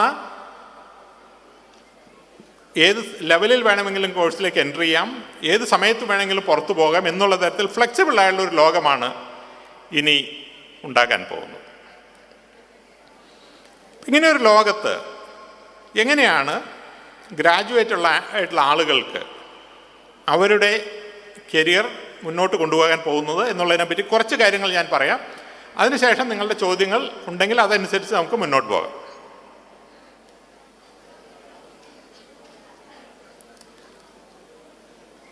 ഇരുപത്തൊന്നാം നൂറ്റാണ്ടിലെ വർക്ക് ലൈഫ് എന്നുള്ള വാക്കാണ് ഞാൻ പ്രയോഗിച്ചത്. തൊഴിൽ ജീവിതം. സാധാരണഗതിയിൽ ഇങ്ങനെയുള്ള സെഷൻസിന് പറയുമ്പോൾ കരിയർ മാനേജ്മെൻറ്റ് എന്നാണ് പറയാറുള്ളത്. കരിയർ എന്നുള്ള വാക്കിന് ഇനി 21-ാം നൂറ്റാണ്ടിൽ പ്രസക്തിയില്ല. കരിയർ എന്ന് നമ്മൾ പറയുന്നത് സാധാരണഗതിയിൽ നമ്മൾ ഒരു കോളേജിൽ പോയി വിദ്യാഭ്യാസം നേടി BSc, MSc വേണമെങ്കിൽ PhD എടുത്തു, എൻജിനീയറിംഗ് പാസ്സായി, MBBS പാസ്സായി, അതനുസരിച്ച് ഒരു ജോലി നേടി. ആ ജോലിയിൽ തുടർന്ന് നമ്മൾ അസിസ്റ്റൻ്റ് എഞ്ചിനീയറിൽ നിന്ന് ചീഫ് എഞ്ചിനീയർ വരെ പടിപടിയായി പ്രൊമോഷൻ എത്തി റിട്ടയർ ആയി ജീവിക്കുന്നു. ഇതാണ് നമ്മുടെ കരിയർ എന്ന് പറയുന്നത്. ആ കരിയർ പ്രോഗ്രഷൻ എന്ന് പറയുന്നത് ഒരു ജോലിയുടെ താഴത്തെ തട്ടിൽ നിന്ന് മുകളിലെ തട്ടിലേക്ക് പോകുന്നതിനാണ് കരിയർ പ്രോഗ്രഷൻ എന്ന് പറയുന്നത്. നിങ്ങളുടെ ജീവിതത്തിൽ അങ്ങനെ ഒരു കാലഘട്ടം ഉണ്ടാകില്ല. സാധാരണഗതിയിൽ നിങ്ങൾ തിരഞ്ഞെടുത്തിരിക്കുന്ന ഏതൊരു ലൈൻ ആണെങ്കിൽ പോലും, മാത്തമാറ്റിക്സ് ആണെങ്കിലും ഹിസ്റ്ററി ആണെങ്കിലും ലിറ്ററേച്ചർ ആണെങ്കിലും, ഇതെല്ലാം തന്നെ ഏതാണ്ട് ഒരു 10 വർഷത്തിനകം നമ്മൾ പഠിക്കുന്ന ഒരു ലൈൻ കൂടുതൽ മാറ്റങ്ങൾ വരുന്നു. അപ്പോൾ വീണ്ടും പഠിക്കേണ്ടതായിട്ട് വരുന്നു. തൊഴിലുകളിൽ മാറ്റം വരുന്നു. ഞാൻ പറഞ്ഞല്ലോ, ഇപ്പോൾ ന്യൂറോ സർജൻ്റെ കാര്യം പറഞ്ഞു, പൈലറ്റിൻ്റെ കാര്യം പറഞ്ഞു, ഷിപ്പിലെ ക്യാപ്റ്റൻ്റെ കാര്യം പറഞ്ഞു, ഡ്രൈവറുടെ കാര്യം പറഞ്ഞു, റേഡിയോളജിസ്റ്റിൻ്റെ കാര്യം പറഞ്ഞു. അപ്പോൾ തൊഴിലുകൾ ഇല്ലാതാകുന്നു. അപ്പോൾ ആ തൊഴിലിൽ നിലനിൽക്കുന്ന ആളുകൾക്ക് വേറൊരു തൊഴിലിലേക്ക് മാറേണ്ടി വരും. അപ്പോൾ ഒരു കരിയറിൽ നിന്ന് വേറൊരു കരിയറിലേക്ക് മാറേണ്ടി വരും. ഇതാണ് നമ്മൾ ആദ്യമായിട്ട് മനസ്സിലാക്കേണ്ടത്. ഇനിയുള്ള കാലത്ത് നിങ്ങളുടെ തൊഴിൽ എന്ന് പറയുന്ന ഒരു തൊഴിൽ ജീവിതമാണ്. ഒരു ഡിഗ്രി പഠിച്ച് ജീവിതകാലം മുഴുവൻ അതിൽ നിലനിൽക്കുക എന്നുള്ളതല്ല. അപ്പോൾ വീണ്ടും വീണ്ടും പഠിക്കാനും ജീവിതകാലം മുഴുവൻ പഠിക്കാനും നിങ്ങൾ തയ്യാറായിരിക്കുക എന്നുള്ളതാണ് ഏറ്റവും പ്രാധാന്യമുള്ളത്. രണ്ടാമത്തെ കാര്യം, നിങ്ങൾക്ക് എന്തറിയാം എന്നുള്ളതിൽ കൂടുതൽ നിങ്ങൾക്ക് ആരെ അറിയാം എന്നുള്ളതാണ് നിങ്ങളുടെ തൊഴിൽ ജീവിതത്തെ ഏറ്റവും കൂടുതൽ സ്വാധീനിക്കാൻ പോകുന്നത്. സമദാനി സാർ സംസാരിച്ചപ്പോൾ അദ്ദേഹം പറഞ്ഞു, ഡൽഹി യൂണിവേഴ്സിറ്റിയിൽ, ഡൽഹിയിലെ മറ്റുള്ള യൂണിവേഴ്സിറ്റികളിൽ, അലിഗഡ് മുസ്ലിം യൂണിവേഴ്സിറ്റി അല്ലെങ്കിൽ ജാമിയ മിലിയ ആണെങ്കിലും, ഡൽഹി യൂണിവേഴ്സിറ്റിയിലെ ലേഡി ശ്രീറാം കോളേജ് ആണെങ്കിലും, സെൻറ്റ് സ്റ്റീഫൻസിലാണെങ്കിലും, അവിടെ മലയാളികളുടെ എണ്ണം വളരെ വേഗത്തിൽ കൂടുകയാണ്. 10 വർഷം മുമ്പ് 50 കുട്ടികൾ ഉള്ളിടത്ത് ഇപ്പോൾ 2500 മാറിയിരിക്കുകയാണ്. കഴിഞ്ഞ 2 വർഷത്തിനകത്ത് തന്നെ 600-ൽ നിന്ന് 2500 മാറിയിരിക്കുകയാണ്. അത്ര വലിയ വേഗത്തിലാണ് മലയാളികൾ അവിടെ പോയി പെടുന്നത്. ഈ സെൻറ്റ് സ്റ്റീഫൻസിലോ ലേഡി ശ്രീറാമിലോ പോകുമ്പോൾ നമ്മുടെ തൊട്ടടുത്തുള്ള കോളേജിൽ പഠിക്കുന്ന ഹിസ്റ്ററിയിലോ കൊമേഴ്സിലോ കൂടുതലൊന്നും നമ്മളവിടെ പഠിക്കുന്നില്ല. പക്ഷെ അവിടെ നിന്ന് പുറത്തു വരുന്ന ആളുകൾക്ക് ലഭിക്കുന്ന അവസരങ്ങൾ എന്ന് പറയുന്നത് നമുക്ക് ചിന്തിക്കാൻ പോലും പറ്റുന്നതിൽ കൂടിയ അവസരങ്ങളാണ്. ഇതെന്തുകൊണ്ടാണ് അത് സംഭവിക്കുന്നത്? എന്തുകൊണ്ടാണ് ഡൽഹി യൂണിവേഴ്സിറ്റിയിൽ, ജവഹർലാൽ നെഹ്റു യൂണിവേഴ്സിറ്റിയിൽ, IIT-യിൽ ഉള്ള ആളുകൾക്ക് സാങ്കേതികമായി കൂടുതൽ അറിവില്ലെങ്കിലും കൂടുതൽ അവസരങ്ങൾ ലഭിക്കുന്നത്? ഇവിടെയാണ് നെറ്റ്വർക്കിംഗ് എന്ന് പറയുന്നതിൻ്റെ പ്രാധാന്യം. ഈ സ്ഥാപനങ്ങളിൽ നമ്മൾ ചെന്ന് ചേരുമ്പോൾ നമുക്ക് കിട്ടുന്നത് അന്ന് അവിടെ പഠിക്കുന്ന കുട്ടികളുടെ ഒരു നെറ്റ്വർക്ക്, അവിടെ നിന്ന് പഠിച്ചു പോയ കുട്ടികളുടെ ഒരു നെറ്റ്വർക്ക്. അപ്പോൾ ഈ സ്ഥാപനങ്ങളിൽ നിന്ന് പഠിച്ചു പോയ ആളുകൾ എല്ലാ രാജ്യങ്ങളിലും എല്ലാ സ്ഥലങ്ങളിലും ഇന്ന് ജോലി ചെയ്യുന്നുണ്ടാകും. അപ്പോൾ ഞാൻ കാൺപൂർ IIT-യിലാണ് പഠിച്ചത്. ഞാൻ ഡൽഹിയിലെ സെക്രട്ടറിയിൽ കൂടി ഇപ്പോൾ നടക്കുകയാണെങ്കിൽ അവിടെ ഉള്ളൊരു 50 സീനിയർ സെക്രട്ടറി ലെവലിലുള്ള IAS ഉദ്യോഗസ്ഥന്മാർ എൻ്റെ കാലഘട്ടത്തിൽ IIT-യിൽ പഠിച്ചതായിരിക്കും, അല്ലെങ്കിൽ IIT-യുമായി ഏതെങ്കിലും തരത്തിൽ ബന്ധമുള്ളവരായിരിക്കും. ഈ ഉള്ള ബന്ധം നമ്മളുടെ കരിയറിനെ മൊത്തമായി മുന്നോട്ട് നയിക്കും. അപ്പോൾ എങ്ങനെയാണ് ഇതുപോലെയുള്ള ബന്ധങ്ങൾ ഉണ്ടാക്കിയെടുക്കുക എന്നുള്ളതാണ് ഏറ്റവും പ്രധാനം. അതുകൊണ്ടാണ് നമ്മൾ ഏതെങ്കിലും അവസരമുണ്ടെങ്കിൽ നമുക്ക് ലഭ്യമായതിൽ ഏറ്റവും നല്ല വിദ്യാഭ്യാസ സ്ഥാപനത്തിൽ പോകാനായിട്ട് ശ്രമിക്കണം. ഞാൻ പറഞ്ഞ പോലെ അതൊരു വിഷയത്തിൽ കൂടുതൽ അറിവ് നേടുക എന്നുള്ളതല്ല പ്രധാനം. അപ്പോൾ നമുക്ക് എക്കണോമിക്സ് ആണ് ഇഷ്ടം, പക്ഷെ നമുക്ക് അവസരം വരുന്നത് ലെറ്റ്സ് സേ കൊമേഴ്സിലാണ്, പക്ഷേ ഡൽഹിയിൽ പോകാനുള്ള അവസരമുണ്ട്. അപ്പം അങ്ങനെയാണെങ്കിൽ തീർച്ചയായും നമ്മൾ ഡൽഹിയിൽ പോകാനുള്ള അവസരം കൂടുതൽ വാല്യുബിൾ ആയിട്ട് എടുക്കണം. ഇത് സാധാരണഗതിയിൽ ഇങ്ങനെ ആയിരിക്കില്ല നിങ്ങളോട് ആളുകൾ പറഞ്ഞു തന്നിട്ടുള്ളത്. നിങ്ങൾക്ക് ഏത് വിഷയമാണോ ഏറ്റവും കൂടുതൽ താല്പര്യം അതിൽ കൂടുതൽ ശ്രദ്ധ ചെലുത്തണം എന്നുള്ളതായിരിക്കും. 2 ദിവസം മുമ്പ് ഞാൻ ഈ വിഷയത്തെപ്പറ്റി ഒരു ലേഖനം വന്നിരുന്നു. അതെൻ്റെ ലിങ്ക്ഡിനിൽ ഞാൻ ഷെയർ ചെയ്തിരുന്നു. നമ്മളുടെ ഡ്രീം ജോബ് എന്ന് പറയുന്നത് നമ്മളൊരു ജോബിനെ മുൻകൂട്ടി കണ്ട് മെഡിസിൻ, എൻജിനീയറിംഗ്, ലോ എന്നുള്ള തരത്തിൽ മുന്നോട്ട് പോകുക എന്നുള്ളതല്ല. നമുക്ക് നന്നായി ചെയ്യാൻ സാധിക്കുന്നതും പൊതുരംഗത്തിന് ആവശ്യമുള്ളതുമായുള്ള ഒരു പ്രൊഫഷനെയാണ് നമ്മൾ ചൂസ് ചെയ്യേണ്ടത്. നമ്മളുടെ ഡ്രീം പാഷനെ ഫോളോ ചെയ്യുന്നത് കരിയർ രംഗത്ത് സാധാരണഗതിയിൽ നഷ്ടക്കച്ചവടമായിട്ടാണ് മാറാറുള്ളത്. അപ്പോൾ വേണ്ടത്ര നെറ്റ്വർക്കുകൾ ഉണ്ടാക്കിയെടുക്കുക എന്നുള്ളത് ഏറ്റവും പ്രാധാന്യമുള്ള കാര്യമാണ്. ഈ കൂട്ടത്തിലിരിക്കുന്ന ആളുകളോട് എനിക്ക് പറയാനുള്ളത്, നിങ്ങൾ എല്ലാവരും തന്നെ ഒരാളൊഴികെ നിങ്ങൾക്ക് പറ്റുന്നതിൽ ഏറ്റവും നല്ല വിദ്യാഭ്യാസ സ്ഥാപനത്തിൽ അടുത്ത ഉന്നത വിദ്യാഭ്യാസം നേടാനായിട്ട് ഉന്നത വിദ്യാഭ്യാസത്തിന് പോകുന്ന ആളുകളുണ്ടെങ്കിൽ അവർ തീർച്ചയായിട്ടും നിങ്ങൾക്ക് പറ്റുന്നതിൽ ഏറ്റവും നല്ലതെന്ന് പറയുന്നത് ലോക റാങ്കിങ് എല്ലാം ഉണ്ടല്ലോ. അതിൽ ഇപ്പോൾ സ്റ്റാൻഫോർഡിലോ ഓക്സ്ഫോർഡിലോ പോകാൻ കഴിവും സാഹചര്യമുള്ള ആളുകൾ തീർച്ചയായിട്ടും അവിടെ പോകണം. അവിടെയും കാരണം ഇത് തന്നെയാണ്, അവിടെ പുതിയ മാത്തമാറ്റിക്സ് ഒന്നും പഠിപ്പിക്കുന്നില്ല. പക്ഷേ ഓക്സ്ഫോർഡിൽ നിങ്ങൾക്ക് കിട്ടുന്ന ക്ലാസ്സിലെ ഡൈവേഴ്സിറ്റി എന്ന് പറയുന്നത് ഡൽഹി യൂണിവേഴ്സിറ്റിയിൽ കിട്ടുന്ന ഡൈവേഴ്സിറ്റിയിലും കൂടുതലായിരിക്കും. ഡൽഹി യൂണിവേഴ്സിറ്റിയിൽ കിട്ടുന്ന ഡൈവേഴ്സിറ്റി എന്ന് പറയുന്നത് തിരുവനന്തപുരത്ത് കിട്ടുന്നതിലും കൂടുതലായിരിക്കും. തിരുവനന്തപുരത്ത് കിട്ടുന്നത് മലപ്പുറത്ത് കിട്ടുന്നതിലും കൂടുതലായിരിക്കും. ഇതാണ് അതിൻ്റെ ഒരു രീതി. കരിയർ രംഗത്ത് ഞങ്ങൾക്കെല്ലാം ഏറ്റവും കൂടുതൽ ബെനിഫിറ്റ് ഉണ്ട്. അപ്പം എന്നെ സംബന്ധിച്ചിടത്തോളം ഏറ്റവും വലിയ മാറ്റം എൻ്റെ കരിയറിൽ ഉണ്ടാക്കിയത് 3 വിദ്യാഭ്യാസ സ്ഥാപനങ്ങളാണ്. ഒന്ന്, കാൺപൂർ IIT-യിൽ പോയത് ഉണ്ടാക്കിയ ഒരു നെറ്റ്വർക്ക്. രണ്ടാമത്തത് അമേരിക്കയിലെ യൂണിവേഴ്സിറ്റി ഓഫ് കാലിഫോർണിയ ബെർക്ക്ലിയിൽ അതുണ്ടാക്കിയ ഒരു നെറ്റ്വർക്ക്. മൂന്നാമത് ഐക്യരാഷ്ട്രസഭയുടെ യുണൈറ്റഡ് നേഷൻസ് യൂണിവേഴ്സിറ്റിയുടെ ലീഡർഷിപ്പ് അക്കാഡമി ഉണ്ട് ജോർഡാനിലെ അമ്മാനിൽ, അതുണ്ടാക്കിയ ഒരു നെറ്റ്വർക്ക്. ഈ നെറ്റ്വർക്കുകളാണ് നിങ്ങളുടെ കരിയറിനെ മൊത്തമായി മുന്നോട്ട് കൊണ്ടുപോകാൻ പോകുന്നത്. അപ്പോൾ നിങ്ങൾക്ക് സാധിക്കുന്നതിൽ ഏറ്റവും നല്ല വിദ്യാഭ്യാസ സ്ഥാപനം ഡൽഹിയിലെങ്കിൽ ഡൽഹിയിൽ, ബാംഗ്ലൂരെങ്കിൽ ബാംഗ്ലൂരിൽ, കോയമ്പത്തൂരെങ്കിൽ കോയമ്പത്തൂർ, തിരുവനന്തപുരത്തെങ്കിൽ തിരുവനന്തപുരത്ത്, അവിടെ പോയി അടുത്ത ഡിഗ്രി നേടാനായിട്ട് നിങ്ങൾ ശ്രമിക്കണം. അത് നിങ്ങളെ കരിയറിൻ്റെ പുതിയൊരു ഓർബിറ്റിലേക്ക് നയിക്കും. ഇപ്പോൾ എല്ലാ ആളുകൾക്കും ഇവിടെ എല്ലാം പോകാൻ സാധിച്ചൊന്നും വരില്ല. നമുക്ക് എല്ലാവർക്കും അതിൻ്റേതായ പ്രായോഗികമായുള്ള ബുദ്ധിമുട്ടുകളുണ്ട്. അങ്ങനെ സാധ്യതയുള്ളവരെല്ലാം ചെയ്യണം. പക്ഷെ അങ്ങനെ എല്ലാത്തവർക്കും ജീവിതം അവസാനിക്കുന്നൊന്നുമില്ല. ഇപ്പോൾ പുതിയ ലോകം വലിയ അവസരങ്ങൾ ഉണ്ടാക്കുന്നുണ്ട്. ലിങ്ക്ഡിൻ എന്ന് പറയുന്ന സോഷ്യൽ നെറ്റ്വർക്കിംഗ് സൈറ്റ് ഉണ്ട്. നിങ്ങളിൽ എത്ര പേർക്ക് ലിങ്ക്ഡിൻ അക്കൗണ്ട് ഉണ്ടെന്ന് ഷോ ഓഫ് ഹാൻഡ്സ് കാണിക്കാമോ? ഓക്കെ, ഞാൻ എല്ലാവരും കൈ പൊക്കാത്തതുകൊണ്ടെന്ന് അറിയില്ല. 30% ആളുകൾക്കാണ് ലിങ്ക്ഡിൻ അക്കൗണ്ട് ഉള്ളത്. നിങ്ങളുടെ ഈ പ്രായത്തിൽ ഒരു 12ാം ക്ലാസ് കഴിഞ്ഞ ആളുകളിൽ 100% ആളുകൾക്കും ലിങ്ക്ഡിൻ അക്കൗണ്ടുകൾ ഉണ്ടായിരിക്കേണ്ടത് നിർബന്ധമുള്ള കാര്യമാണ്. കാരണം ഇനിയുള്ള കാലത്ത് നമ്മൾ തൊഴിൽ അന്വേഷിച്ച് പോവുകയല്ല ചെയ്യുന്നത്, തൊഴിലുകൾ നമ്മളെ അന്വേഷിച്ച് വരികയാണ് ചെയ്യുന്നത്. ഇത് നാളത്തെ കാര്യമല്ല. ഇപ്പോൾ തന്നെ ദുബായിലാണെങ്കിലും യൂറോപ്പിലാണെങ്കിലും അമേരിക്കയിലാണെങ്കിലും ബാംഗ്ലൂരാണെങ്കിലും സംഭവിക്കുന്ന ഇതാണ്. നമുക്കൊരു ലിങ്ക്ഡിൻ പ്രൊഫൈൽ ഉണ്ടെങ്കിൽ കമ്പനികൾ നമ്മളെ തേടിയെത്തും. ഈ കമ്പനികൾ എന്ന് പറയുന്നത് ഒരു മനുഷ്യൻ അവിടെ ഇരുന്ന് നമ്മളുടെ CV പരിശോധിക്കുകയല്ല ചെയ്യുന്നത്. ഓരോ നിർമ്മിത ബുദ്ധി നിർമ്മിച്ച പ്രോഗ്രാമുകളുണ്ട്. ഈ പ്രോഗ്രാമുകൾ നമ്മളെ പൂർണ്ണമായും സെർച്ച് ചെയ്തുകൊണ്ടിരിക്കുകയാണ്. ആ സെർച്ചിൽ നമ്മുടെ ലിങ്ക്ഡിൻ പ്രൊഫൈൽ ആക്റ്റീവ് ആണെങ്കിൽ അവർ നമ്മളെ തേടിയെത്തും. അവിടെ നിന്നാണ് നമുക്ക് തൊഴിൽ ലഭിക്കുന്നത്. അപ്പോൾ തീർച്ചയായിട്ടും ഇന്ന് വൈകിട്ട് തന്നെ നിങ്ങൾ വീട്ടിൽ പോയി ലിങ്ക്ഡിൻ പ്രൊഫൈൽ ഉണ്ടാക്കണമെന്ന് മാത്രമല്ല, ആ ലിങ്ക്ഡിൻ പ്രൊഫൈൽ സ്ഥിരമായി ആക്ടിവേറ്റ് ചെയ്തുകൊണ്ടിരിക്കുകയും വേണം. അവിടെ എന്തെങ്കിലും ഷെയർ ചെയ്യുക, അതിൽ ഉള്ള ആളുകളെ ഫോളോ ചെയ്യുക, എന്തെങ്കിലും കമൻറ്റ് ചെയ്യുക. ഇതെല്ലാം ലിങ്ക്ഡിൻ്റെ അൽഗോരിതം ഓരോ നിമിഷത്തിലും ശ്രദ്ധിച്ചുകൊണ്ടിരിക്കുകയാണ്.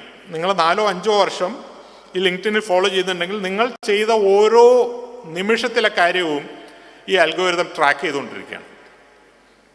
അതാണ് നിങ്ങൾക്ക് ഇനി തൊഴിൽ കൊണ്ടുവരാൻ പോകുന്നത്. അപ്പോൾ ഒന്നല്ലെങ്കിൽ കോളേജുകളിൽ പോയി നെറ്റ്വർക്കുകൾ ഉണ്ടാക്കുക, രണ്ടാമത്തെ ഓൺലൈനായി നെറ്റ്വർക്കുകൾ ഉണ്ടാക്കുക.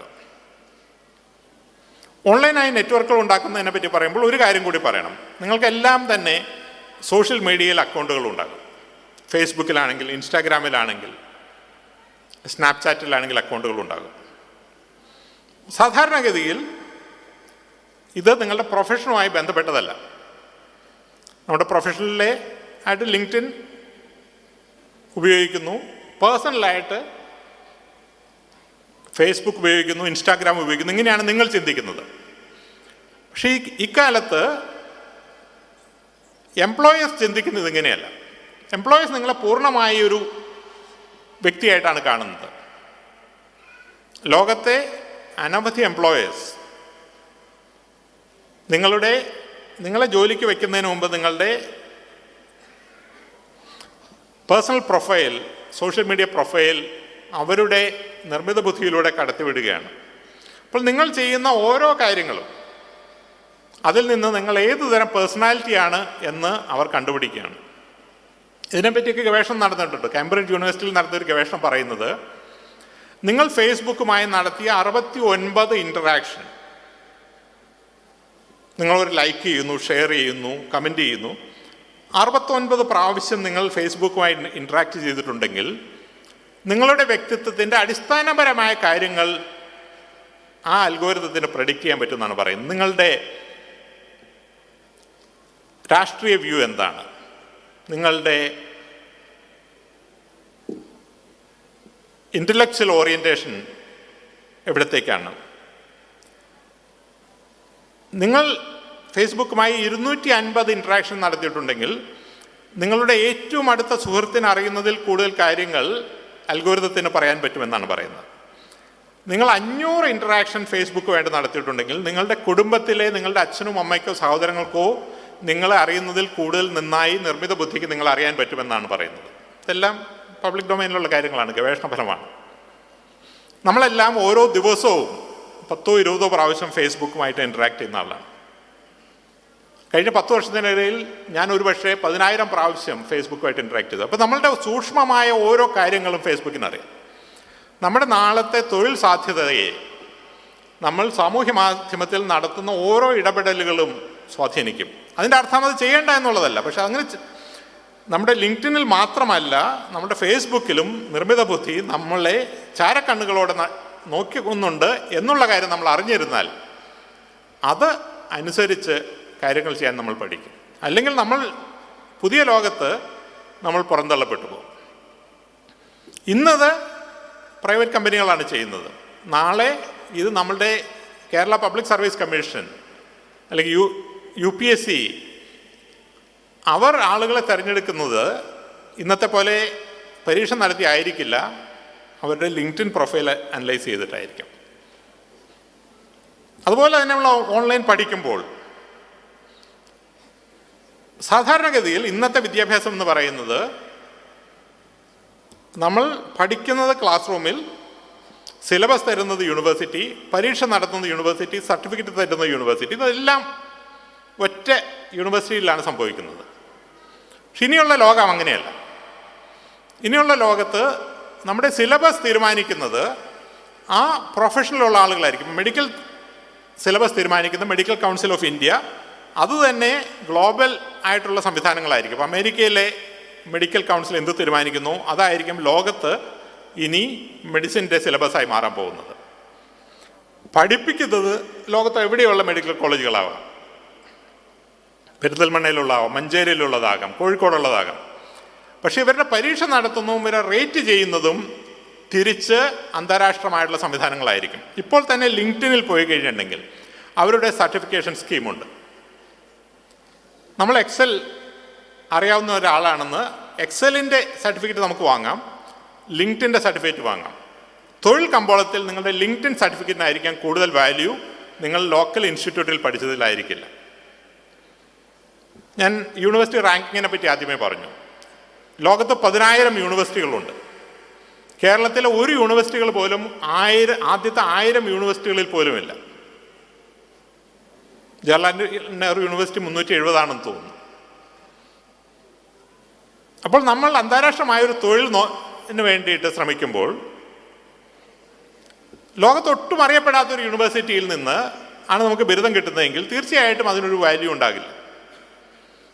അങ്ങനെ വാല്യൂ ഉണ്ടാകണമെങ്കിൽ അന്താരാഷ്ട്രമായ ഒരു റേറ്റിംഗ് ഏജൻസിയിൽ നിന്നും നമ്മളുടെ അറിവിനെ റേറ്റ് ചെയ്യേണ്ടി വരും. ഞാൻ കഴിഞ്ഞ ദിവസം എൻ്റെ സുഹൃത്ത് സുധീർ മോഹനുമായിട്ട് ഈ വിഷയം സംസാരിക്കുകയായിരുന്നു. ഇപ്പം IT രംഗത്ത് ചില റേറ്റിംഗ് ഏജൻസികളുണ്ട്. സിസ്കോ എന്ന് പറയുന്നത് നെറ്റ്വർക്കിങ്ങിൻ്റെ ഒരു റേറ്റിംഗ് ഏജൻസിയാണ്. മൈക്രോസോഫ്റ്റിന് അവരുടേതായ മൈക്രോസോഫ്റ്റ് പ്രൊഫഷണൽ സർട്ടിഫിക്കേഷനുണ്ട്. ഗൂഗിളിൻ്റെ ക്ലൗഡ് സർട്ടിഫിക്കേഷനുണ്ട്. ഈ സർട്ടിഫിക്കറ്റുകൾ ഏതെങ്കിലും നിങ്ങൾക്കുണ്ടെങ്കിൽ ജോലി 100% ഉറപ്പാണ്. ഇങ്ങനെയുള്ള സർട്ടിഫിക്കേഷനുള്ള ആളുകളെ, അപ്പോൾ ഈ സർട്ടിഫിക്കേഷൻ കേരള യൂണിവേഴ്സിറ്റി നൽകുന്നതല്ല, JNU നൽകുന്നതല്ല, ഹാർവാർഡ് നൽകുന്നതല്ല, യൂണിവേഴ്സിറ്റി പോലുമല്ല. പക്ഷേ തൊഴിൽ കമ്പോളത്തിന് ആവശ്യം ഈ തൊഴിൽ അറിയാമെന്ന് ഇതുപോലുള്ള പ്രൊഫഷണൽ ഏജൻസികൾ സർട്ടിഫൈ ചെയ്യുന്നതാണ്. നാളത്തെ ലോകം അതായിരിക്കും. അപ്പം നിങ്ങൾക്ക് വിജ്ഞാനം എവിടെ നിന്നും എടുക്കാം, ഓൺലൈനായിട്ട് എടുക്കാം, ക്ലാസ് റൂമിൽ പോയി എടുക്കാം, നിങ്ങളുടെ യൂണിവേഴ്സിറ്റിയിൽ പഠിക്കാം, അടുത്തുള്ള കോളേജിൽ പോയി പഠിക്കാം. പക്ഷേ നിങ്ങളെ റേറ്റ് ചെയ്യപ്പെടുന്നത് അന്താരാഷ്ട്രമായി എംപ്ലോയേഴ്സ് മാർക്കറ്റ് ചെയ്യുന്ന, പ്രിഫർ ചെയ്യുന്ന ഒരു രീതിയായിരിക്കും. അപ്പോൾ ഇത് നിങ്ങൾ ശ്രദ്ധിക്കേണ്ടതാണ്. എവിടെയാണ് തൊഴിലിന് ആവശ്യം, ഏത് സർട്ടിഫിക്കേഷനാണ് അവർ സ്വീകരിക്കാൻ സാധ്യതയുള്ളത്, ആ സർട്ടിഫിക്കേഷൻ ലഭിക്കാനായിട്ട് ശ്രമിക്കണം. മൂന്നാമത്തത് ഞാൻ ആദ്യമേ പറഞ്ഞു, ജീവിതകാലം മുഴുവനുള്ള എഡ്യൂക്കേഷനാണ്. അപ്പോൾ നമ്മൾ ഡിഗ്രി എടുത്തു, ഇപ്പോൾ തന്നെ PGക്ക് പോകണമെന്ന് നമ്മൾ നിർബന്ധം പിടിക്കേണ്ട കാര്യമില്ല. ഒരു തൊഴിലിന് അവസരമുണ്ടെങ്കിൽ തീർച്ചയായിട്ടും ആ തൊഴിൽ രംഗത്തേക്ക് മാറും. അതിനുശേഷം ആ തൊഴിൽ ഏത് കാര്യമാണോ പുതുതായിട്ട് പഠിക്കേണ്ടത് അത് പഠിക്കുക. അങ്ങനെ തൊഴിൽ രംഗത്ത് നമുക്ക് മുന്നേറാം. ഇന്ത്യയിൽ സാധാരണഗതി, കേരളത്തിൽ പ്രത്യേകിച്ച് സാധാരണഗതി സംഭവിക്കുന്നത് ഡിഫെൻസീവ് എഡ്യൂക്കേഷൻ എന്ന് പറയുന്ന ഒരു കാര്യമാണ്. അതായത് ഡിഗ്രി കഴിയുമ്പോൾ ഓട്ടോമാറ്റിക്കായി നമ്മൾ പി ജിയിലേക്ക് പോകുന്നു. പി ജി കഴിയുമ്പോൾ വേണമെങ്കിൽ പി എച്ച് ഡിയിലേക്ക് പോകുന്നു. അപ്പോൾ പി ജി കഴിഞ്ഞ അനവധി ആളുകൾ നാട്ടിലുണ്ട്, പക്ഷെ ഇവർക്കുള്ള ജോലിയില്ല. അപ്പോൾ അവർ നേരെ പി എസ് സി പരീക്ഷ എഴുതാൻ പോകുന്നു, അല്ലെങ്കിൽ ബസ് കണ്ടക്ടർ ആവാനായിട്ട് പോകുന്നു. ഈ ബസ് കണ്ടക്ടറെ ജോലി ചെയ്യാനായിട്ട് ഒരു പി ജിയുടെ ആവശ്യമില്ല, പക്ഷേ പി ജിക്കാർ കൂടുതലുള്ളതുകൊണ്ട് ബസ് കണ്ടക്ടർമാരായി മാറുന്നു. അതിൻ്റെ ആവശ്യമില്ല. നമ്മൾ ബസ് കണ്ടക്ടർ ആവുക എന്നുള്ളതാണ് നമ്മുടെ ലക്ഷ്യമെങ്കിൽ, സാധ്യതയെങ്കിൽ നമുക്ക് 12ാം ക്ലാസ് കഴിയുമ്പോൾ തന്നെ പരീക്ഷ എഴുതാമല്ലോ. അപ്പോൾ നമുക്ക് 3 വർഷത്തെ അഡ്വാൻറ്റേജ് കിട്ടി. ആ കാലഘട്ടത്തിൽ ബസ് കണ്ടക്ടറായി ഇരുന്നു കൊണ്ട് നമുക്ക് വേണമെങ്കിൽ ഉന്നത പഠനം നടത്താം, അല്ലെങ്കിൽ ആ രംഗത്ത് തന്നെ മുന്നോട്ട് പോകാനായിട്ട് ശ്രമിക്കാം. അതായിരിക്കണം നമ്മുടെ കരിയറിൻ്റെ അടുത്ത തിങ്കിങ്. ഏറ്റവും വേഗത്തിൽ എംപ്ലോയ്മെൻറ്റ് മാർക്കറ്റിൽ എങ്ങനെ എത്തിപ്പറ്റുക എന്നുള്ളതാണ്. എല്ലാ തൊഴിലുകളും മഹത്തരമാണ് എന്ന് നമ്മൾ എപ്പോഴും പറയും, സത്യമാണ്. പക്ഷേ തൊഴിലുകളുടെ ഭാവി എന്നുള്ള ഒന്നുകൂടിയുണ്ട്. നമുക്ക് വളരെ പരിചയമുള്ളൊരു തൊഴിൽ പറയാം. ഇപ്പോൾ ഈ കൊറോണ കാലത്ത് ഉണ്ടായൊരു തൊഴിലാണ് സൊമാറ്റോ പോലെയുള്ള ഫുഡ് ഡെലിവറി സംവിധാനങ്ങൾ, അല്ലെങ്കിൽ ഊബർ എന്ന് പറയുന്ന ടാക്സിയുടെ ഡ്രൈവർ ആകുന്നത്. ഒട്ടും മോശമായ തൊഴിലല്ല, സാമാന്യം വരവ് ഉള്ളൊരു തൊഴിലാണ്. പക്ഷേ ആ തൊഴിൽ ജീവിതത്തിൻ്റെ ഭാവിയിലേക്ക് നമ്മൾ പ്രൊജക്റ്റ് ചെയ്ത് കഴിഞ്ഞിട്ടുണ്ടെങ്കിൽ അവിടെ വലിയ അവസരങ്ങൾ നമ്മൾ കാണുന്നില്ല. അപ്പോൾ നമ്മുടെ ഇൻകത്തെ സപ്ലിമെൻ്റ് ചെയ്യാനായിട്ട് ഉപയോഗിക്കാം. നമ്മൾ ഡിഗ്രി പഠിക്കാനുള്ള, അല്ലെങ്കിൽ വേറെ എന്തെങ്കിലും പഠിക്കാനുള്ള തൊഴിൽ സമ്പാദന പണം ഉണ്ടാക്കാനായിട്ട് നമുക്ക് ഉപയോഗിക്കാം. പക്ഷെ നമ്മുടെ കരിയറിൻ്റെ ട്രജക്ടറി ഊബർ ഡ്രൈവറായി റിട്ടയർ ചെയ്യാം, അല്ലെങ്കിൽ സൊമാറ്റോ ഡെലിവറി പേഴ്സണായി റിട്ടയർ ചെയ്യാമെന്ന് നമുക്ക് ചിന്തിക്കാൻ സാധിക്കില്ല. കാരണം ആ തൊഴിലിൽ ഒരു പ്രോഗ്രഷനുള്ള തൊഴിലല്ല. ഇത് നമ്മൾ ശ്രദ്ധിക്കേണ്ടതാണ്. നമ്മൾ തൊഴിൽ രംഗത്തേക്ക് വേഗത്തിൽ എത്തുമ്പോൾ തന്നെ ആ തൊഴിലിന് ഭാവിയുണ്ടോ, അല്ലെങ്കിൽ ആ തൊഴിൽ രംഗത്തിരുന്ന് നമുക്ക് മുന്നോട്ട് പോകാൻ സാധിക്കുമോ എന്നുള്ള കാര്യവും നിങ്ങൾ ശ്രദ്ധിക്കണം. നിർമ്മിത ബുദ്ധി എല്ലാ രംഗത്തും കടന്നു കയറുകയാണെന്ന് ഞാൻ പറഞ്ഞു. അനവധി തൊഴിലുകൾ ഇല്ലാതാക്കുമെന്ന് ഞാൻ പറഞ്ഞു. പക്ഷേ ഇതെല്ലാം വളരെ വേഗത്തിൽ ചില കാര്യങ്ങൾ സംഭവിക്കും. പക്ഷെ മിക്കവാറും തൊഴിലുകളിൽ സംഭവിക്കാൻ പോകുന്നത് നിർമ്മിത ബുദ്ധിയും മനുഷ്യരും കോ എക്സിസ്റ്റ് ചെയ്യുന്നൊരു രീതിയായിരിക്കും. ഇപ്പോൾ ഡോക്ടറുടെ തൊഴിൽ ഉദാഹരണത്തിന് അടുത്തൊരു 5 വർഷത്തിനകം നിർമ്മിത ബുദ്ധി അറിയാത്ത ഡോക്ടർമാരുടെ തൊഴിൽ ചെയ്യാൻ സാധിക്കില്ല എന്നൊരു സാഹചര്യം വരും. ലോകത്ത് ഉണ്ടാകുന്ന എല്ലാ മാറ്റങ്ങളും ഒരു ഡോക്ടർക്കും പഠിക്കുക എന്നുള്ളത് സാധ്യമല്ല. ഇന്ന് കോങ്കോയിൽ ഒരു പർട്ടിക്കുലർ ഡിസീസിന് ഒരു സർജറി നടത്തി സക്സസ്ഫുള്ളായി അല്ലെങ്കിൽ ഫെയിലിയറായി. ഇത് ഒരു ജേർണലിൽ വന്ന് നമ്മളുടെ ഡോക്ടർ വായിച്ച് മനസ്സിലാക്കുമ്പോഴത്തേക്കും ചിലപ്പോൾ 2 വർഷം എടുക്കും. പക്ഷെ ഒരു നിർമ്മിത ബുദ്ധിയാണ് ഇത് ചെയ്യുന്നതെങ്കിൽ ഓരോ ദിവസവും വൈകുന്നേരം അന്ന് വരെ സംഭവിച്ചിട്ടുള്ള എല്ലാ മാറ്റങ്ങളും ആ നിർമ്മിത ബുദ്ധി പ്രോഗ്രാമിന് അറിയാൻ സാധിക്കും. അപ്പോൾ ഡോക്ടർ നമ്മളോട് സംസാരിക്കുന്നു, ഡോക്ടർ അഭിപ്രായം തേടുന്ന നിർമ്മിത ബുദ്ധിയുള്ള ഒരു അസിസ്റ്റൻറ്റിനോടായിരിക്കും. ഇത് നിർമ്മിത ബുദ്ധിയുടെ ഡോക്ടറുടെ കാര്യത്തിൽ മാത്രമല്ല, ലോകത്തെ ഏതൊരു തൊഴിലാണെങ്കിലും, ജേർണലിസ്റ്റ് ആണെങ്കിലും ലോയർ ആണെങ്കിലും. ഞാൻ 2 വർഷം മുമ്പ് അബുദാബിയിൽ ഒരു ലെക്ചർ നടത്തുന്ന സമയത്ത് എന്നോടൊരാൾ ചോദിച്ചു, സർ, നിർമ്മിത ബുദ്ധി കൊണ്ടൊരു ജഡ്ജ് ഉണ്ടാകാൻ സാധിക്കുമോ, ഒരു ജഡ്ജിൻ്റെ ജോലി നിർമ്മിത ബുദ്ധിക്ക് ചെയ്യാൻ സാധിക്കുമോ എന്ന് ചോദിച്ചു. ഞാൻ പറഞ്ഞു ഞാൻ ഇന്നേ വരെ അതിനെ പറ്റി ചിന്തിച്ചിട്ടില്ല. പക്ഷെ കുറച്ച് കാര്യം ചിന്തിച്ചിട്ട് ഞാൻ പറഞ്ഞു സാധിക്കുമെന്ന് തോന്നുന്നില്ല. കാരണം അത് മനുഷ്യന് ചെയ്യാൻ പറ്റുന്ന മാത്രം ചെയ്യാൻ പറ്റുന്ന കാര്യമാണ്, എൻ്റെ വരുമരായകൾ അറിഞ്ഞ് ചെയ്യേണ്ടതാണ്. പക്ഷെ വെറും 6 മാസത്തിനകം ഞാൻ വായിച്ചു, എസ്റ്റോണിയ എന്ന് പറയുന്നൊരു രാജ്യത്ത് ജഡ്ജിമാരെ ആയിട്ട് നിർമ്മിത ബുദ്ധിയെ നിയമിച്ചു കഴിഞ്ഞു. അവിടെ സാമ്പത്തിക കുറ്റകൃത്യങ്ങളിൽ ആദ്യമായി കേസ് കേൾക്കുന്നത് നിർമ്മിത ബുദ്ധിയാണ്. അപ്പോൾ നമുക്ക് എന്തെങ്കിലും ഒരു കേസ് ഉണ്ടെങ്കിൽ നമ്മൾ ആ കേസ് സബ്മിറ്റ് ചെയ്യുന്നു. 24 മണിക്കൂറിനകം അന്ന് വരെ ആ രാജ്യത്ത് നടന്നിട്ടുള്ള സകല കേസുകളുടെയും നിയമങ്ങളുടെയും അടിസ്ഥാനത്തിൽ 24 മണിക്കൂറിനകം വിധി വരികയാണ് ചെയ്യുന്നത്. ഇന്ത്യയിൽ കോടിക്കണക്കിന് കേസുകൾ തെളിയാതെ കിടക്കുകയാണ്, തീർപ്പാവാതെ കിടക്കുകയാണ്. ഇന്ത്യയിൽ നിർമ്മിത ബുദ്ധി കോടതിയിൽ വരുമെന്നുള്ള കാര്യത്തിൽ യാതൊരു സംശയവുമില്ല. അപ്പോൾ ഏതൊരു രംഗത്തും ഈ മാറ്റമുണ്ടാകും. നിർമ്മിത ബുദ്ധിയെ നമ്മൾ സ്വീകരിച്ചേ പറ്റും. അധ്യാപകരുടെ ജോലിയെ പറ്റി പറയാം. ഇവിടെ കുറച്ച് അധ്യാപകർ കാണുമല്ലോ. ഈ കൊറോണ കാലത്ത് നിങ്ങൾ കണ്ടു ചില അധ്യാപകർ, ഇപ്പോൾ സായി കൃഷ്ണൻ എന്ന് തോന്നുന്നു ഒരു ടീച്ചറുടെ പേര്, ഒരു വളരെ ഫേമസ് ആയല്ലോ, കൈറ്റ് TV. അപ്പോൾ ആ ഒറ്റ ടീച്ചർക്ക് കേരളത്തിലെ മുഴുവൻ 1ാം ക്ലാസ്സിലെ കുട്ടികളെയും പിടിച്ചിരുത്താനുള്ളൊരു കഴിവുണ്ടായി. അപ്പോൾ അവർ ഒരു സൂപ്പർ ടീച്ചറായി മാറി. അതുപോലെ തന്നെ ഇപ്പോൾ ഫിസിക്സിലെ ലെക്ചറെല്ലാം നിങ്ങൾ കണ്ടിട്ടുണ്ടാകും. ലോകത്തെ ലക്ഷക്കണക്കിന് ആളുകൾ കാണുന്ന ലെക്ചേഴ്സ് ഉണ്ട്. കോഴ്സറയിൽ ഒരു ടീച്ചറുണ്ട്, പ്രൊഫസർ ലോറ സാന്റേഴ്സ്. അവർ എടുക്കുന്ന ഒരു കോഴ്സ് 23 ലക്ഷം ആളുകളാണ് ഇതുവരെ പഠിച്ചിറങ്ങിയിട്ടുള്ളത്. 23 ലക്ഷം ആളുകൾ. സാധാരണഗതിയിൽ ഒരു അധ്യാപകൻ്റെയോ അധ്യാപികയുടെയോ ജീവിതകാലത്ത് അവർക്ക് 10,000 ആളുകളെ പോലും പഠിപ്പിക്കാൻ സാധിക്കില്ല. അപ്പോൾ 23 ലക്ഷം ആളുകൾ ഒറ്റ ടീച്ചറാണ് പഠിപ്പിക്കുന്നത്.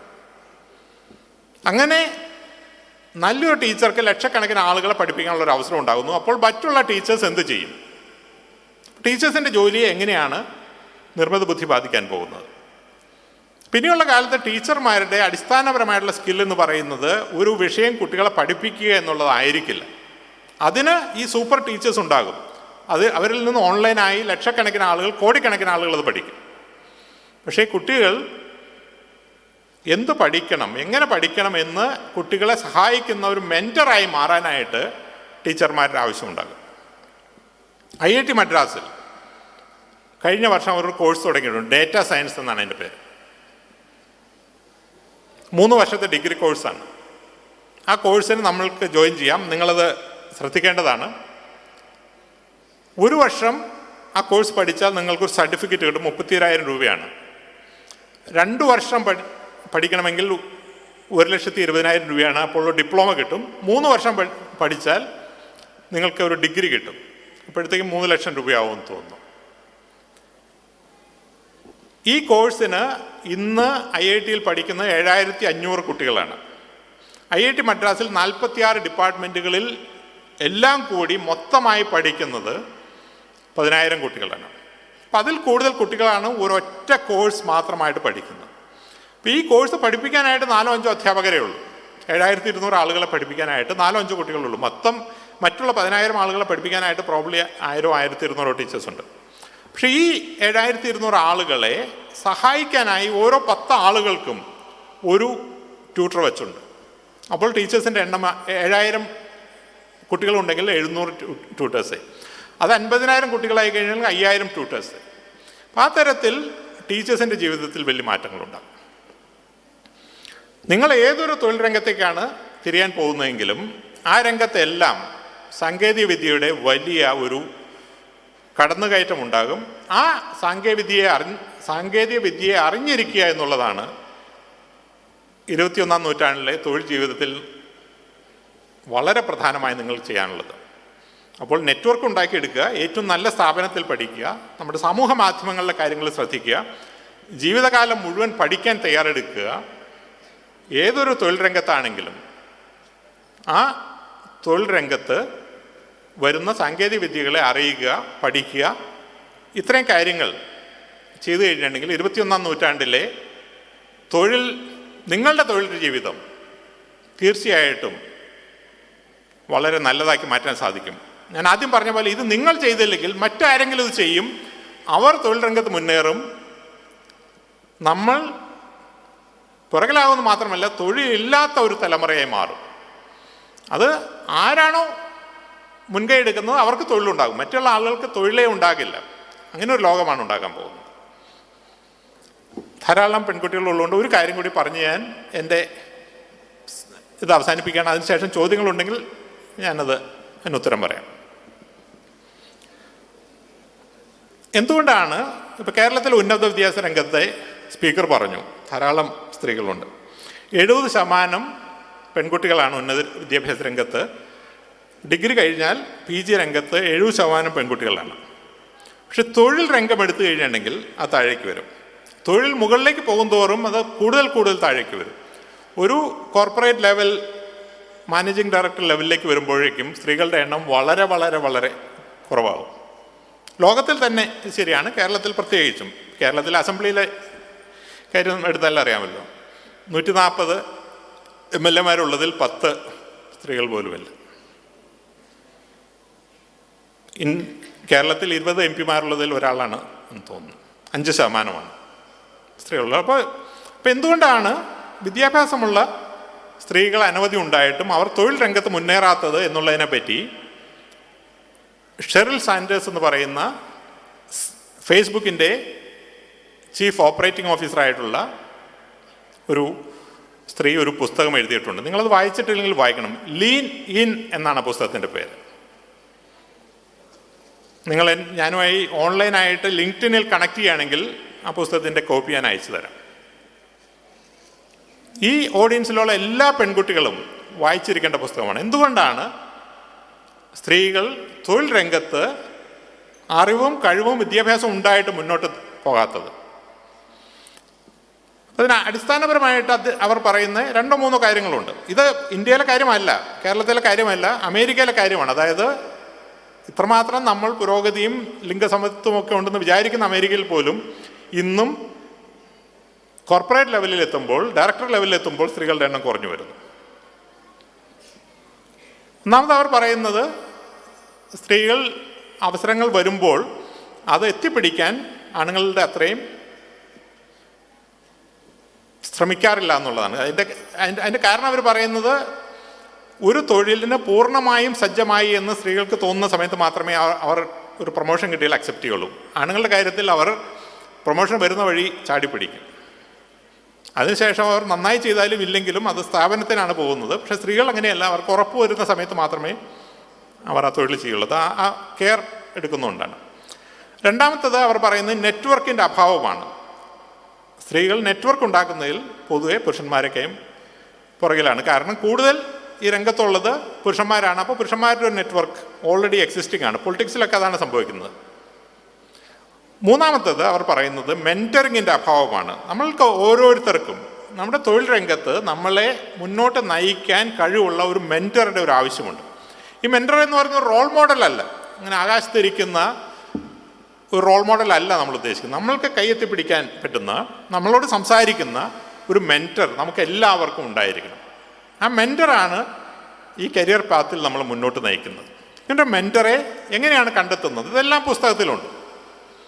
ഈ പെൺകുട്ടികളെല്ലാം തന്നെ തീർച്ചയായിട്ടും ഈ നെറ്റ്വർക്കിൻ്റെ പ്രാധാന്യം മനസ്സിലാക്കി, മെൻറ്ററിങ്ങിൻ്റെ പ്രാധാന്യം മനസ്സിലാക്കി, നിങ്ങളുടെ ചുറ്റുമുള്ള, ഇപ്പോൾ ഡൽഹി യൂണിവേഴ്സിറ്റിയിൽ പഠിക്കുന്നതാണെങ്കിൽ, വിദേശത്ത് പഠിക്കുന്നതാണെങ്കിൽ, കാനഡയിൽ പഠിക്കുന്നതാണെങ്കിൽ, തിരുവനന്തപുരത്ത് പഠിക്കുന്നതാണെങ്കിൽ, അങ്ങനെയുള്ള നിങ്ങളുടെ കൈ 5 വർഷം മുന്നിലുള്ള ഒരാളെ മതി കണ്ടുപിടിച്ച് അവരുമായി ബന്ധപ്പെട്ട് പരസ്പരം സംയോജിച്ച് കരിയറിൽ ശ്രമിക്കുകയാണെങ്കിൽ തീർച്ചയായിട്ടും വളരെ ശോഭനമായ ഒരു കരിയർ 21-ാം നൂറ്റാണ്ടിൽ നിങ്ങൾക്കുണ്ടാകുമെന്നുള്ളതിൽ സംശയമില്ല.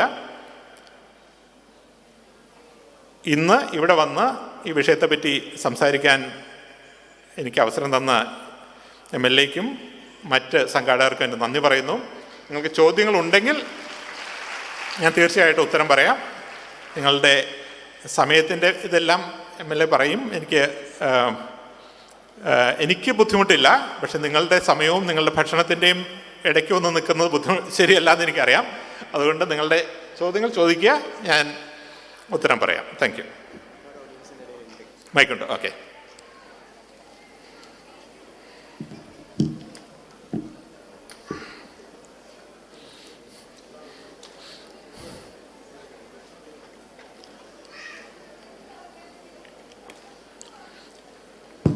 Hello.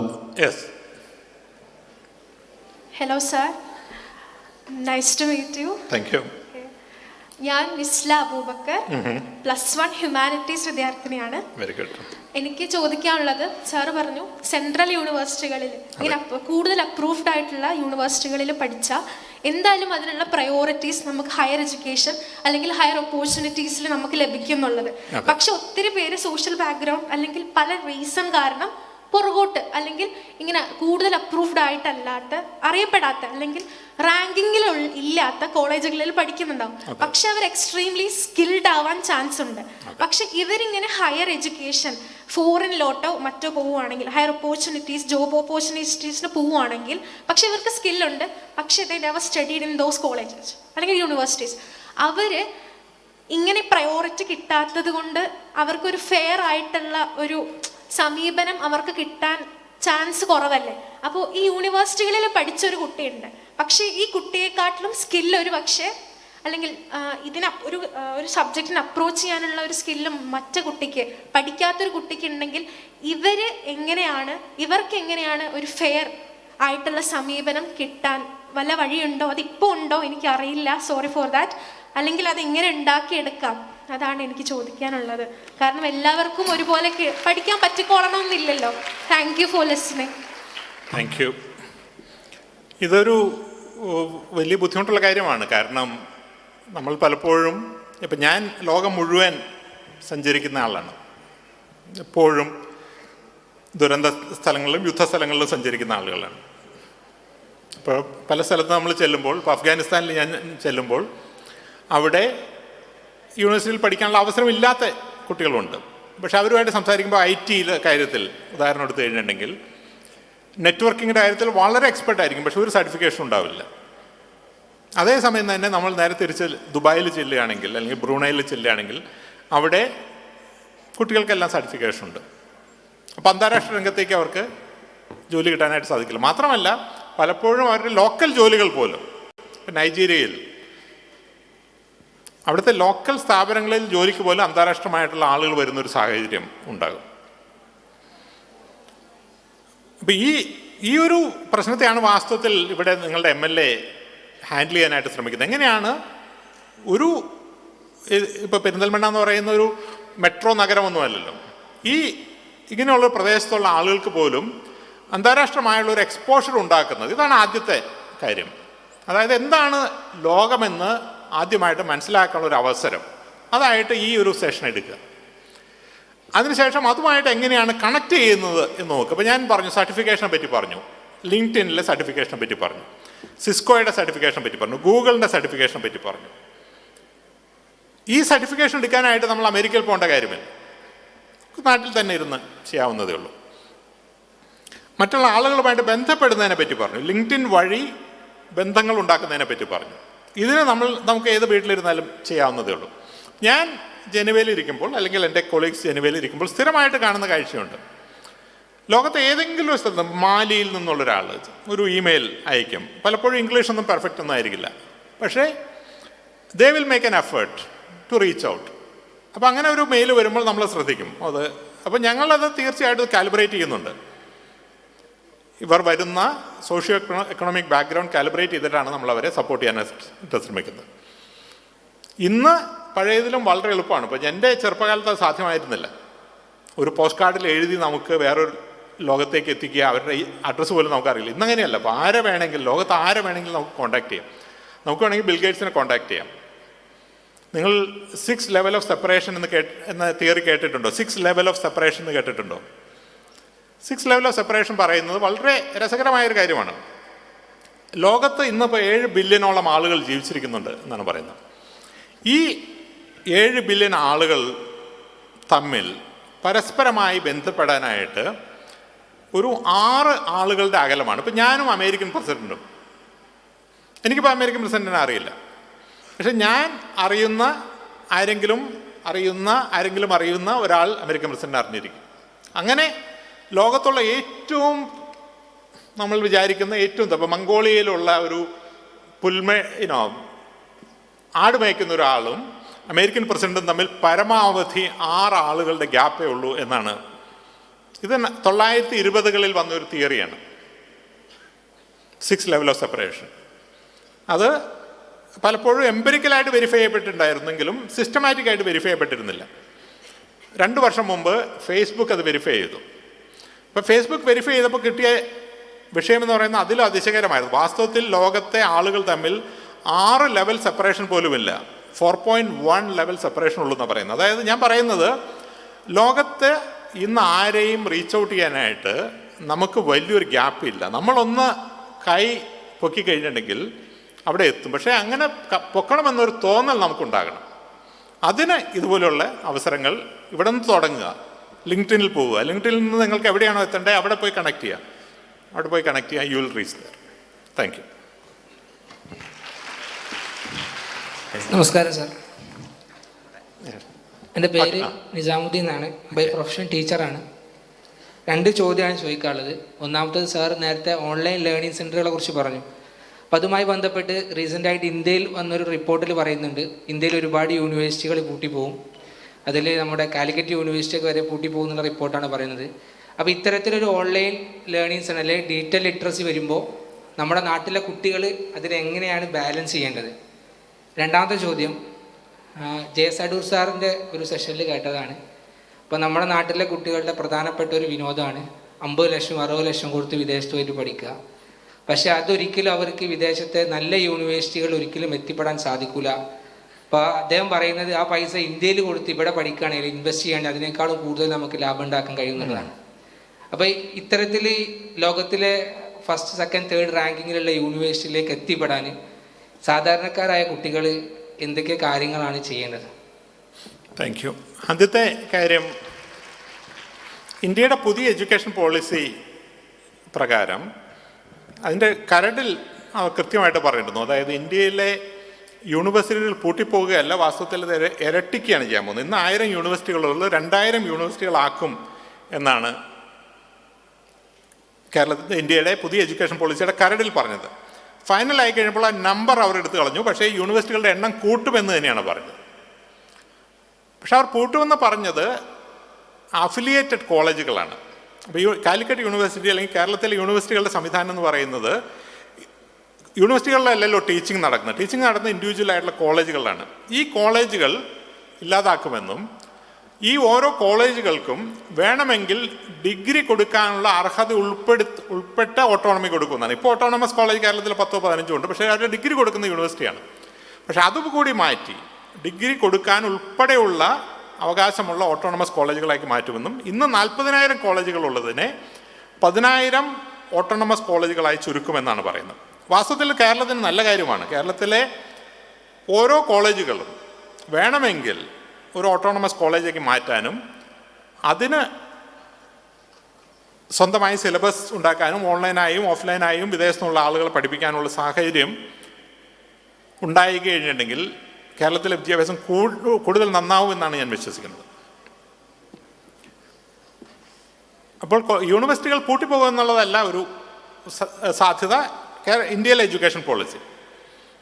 പക്ഷേ ഈ ഓൺലൈൻ വിദ്യാഭ്യാസത്തിൻ്റെ ഒരു വരവ് പേരില്ലാത്ത യൂണിവേഴ്സിറ്റികളിൽ കുട്ടികൾക്കുള്ള താല്പര്യം ഇല്ലാതാക്കും.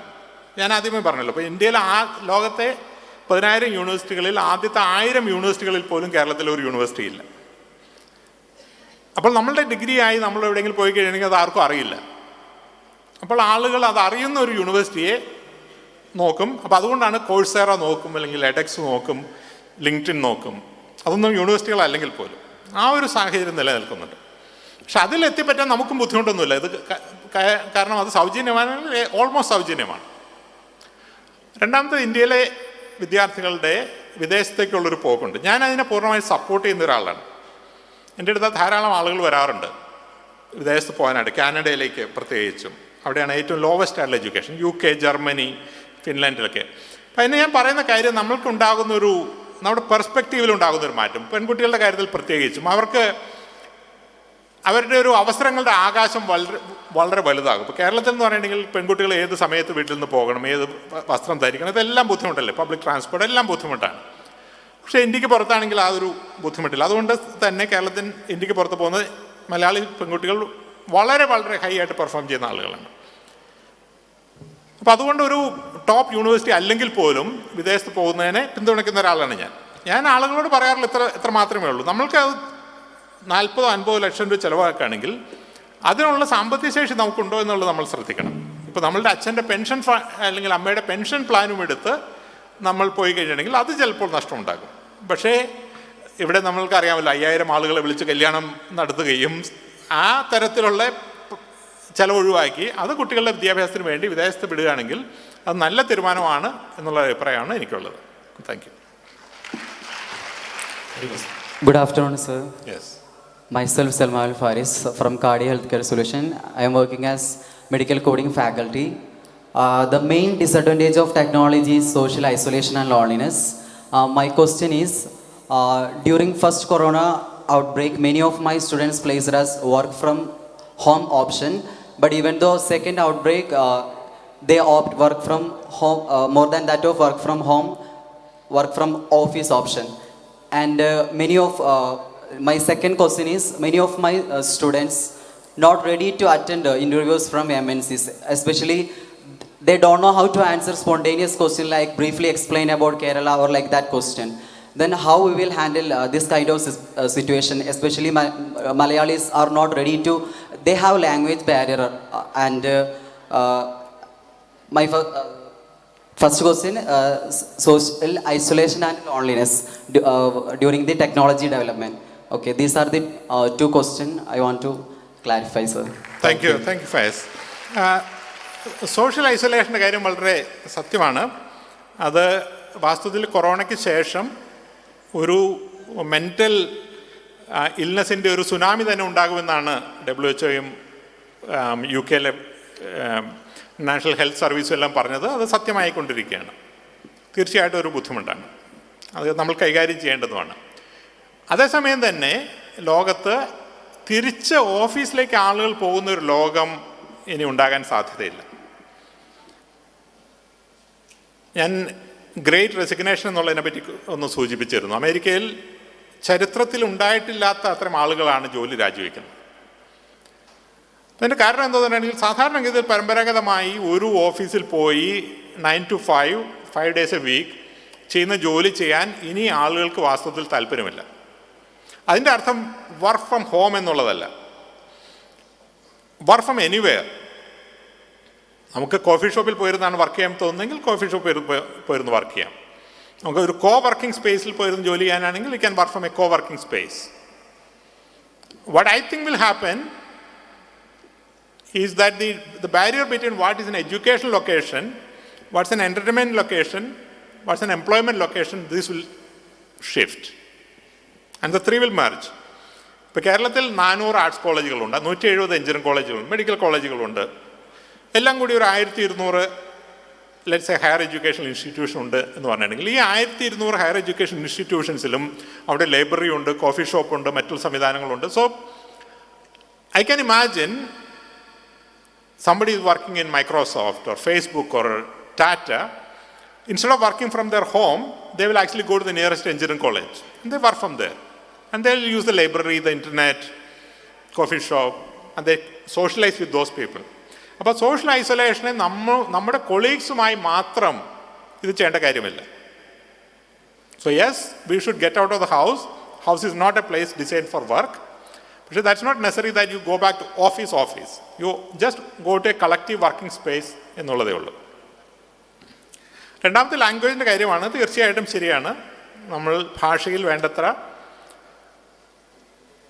താല്പര്യം എടുക്കുന്നില്ല. ഞാനൊക്കെ പ്രീ ഡിഗ്രിക്ക് പഠിക്കുന്ന കാലത്ത് തന്നെ, അന്ന് ഡിഗ്രിക്ക് അഡ്മിഷന് ഇംഗ്ലീഷ് ഹിന്ദി കൗണ്ട് ചെയ്തിരുന്നില്ല. അപ്പോൾ ഇംഗ്ലീഷിൻ്റെ ടീച്ചർ ക്ലാസ്സിലേക്ക് വരുന്നു. അപ്പോൾ അവർ ചോദിക്കുന്നു, നിങ്ങൾക്ക് അറ്റൻഡൻസ് വേണ്ടവരെല്ലാം അറ്റൻഡൻസ് പറഞ്ഞിട്ട് പൊക്കോളാൻ പറയും. അപ്പോൾ ഞങ്ങളെല്ലാം അങ്ങനെ അറ്റൻഡൻസ് പറഞ്ഞിട്ട് പോയ ആളുകളാണ്. നമ്മളുടെ നമ്പർ പറയും, അവർ പറയും ശരി. ഇന്നാണ് അതിൻ്റെ ഒരു ബുദ്ധിമുട്ട് മനസ്സിലാക്കുന്നത്. ഞാൻ പലപ്പോഴും പല പ്രാവശ്യം എഴുതിയിട്ടുള്ള കാര്യമുണ്ട്. ഞാൻ 3ാം ക്ലാസ്സിൽ പഠിക്കുമ്പോൾ ഞങ്ങളുടെ സ്കൂളിൽ അറബി പഠിക്കാനുള്ളൊരു സൗകര്യം ഉണ്ടായിരുന്നു. ഒരു അറബിക് ടീച്ചറുണ്ടായിരുന്നു. പക്ഷേ വർഷത്തിൻ്റെ ആദ്യം ഞങ്ങളോട് ഹെഡ് മാസ്റ്റർ ഒന്ന് പറയും, മുസ്ലിം കുട്ടികളെല്ലാം അറബി പഠിക്കണം എന്ന് പറയും, മറ്റുള്ള കുട്ടികൾക്ക് ആ സമയത്ത് കളിക്കാം. അപ്പോൾ ആ അറബിക് ടീച്ചർ ക്ലാസ്സിലേക്ക് വരുന്നു, ഞങ്ങളെല്ലാം പുറത്ത് പോയി കളിക്കുന്നു.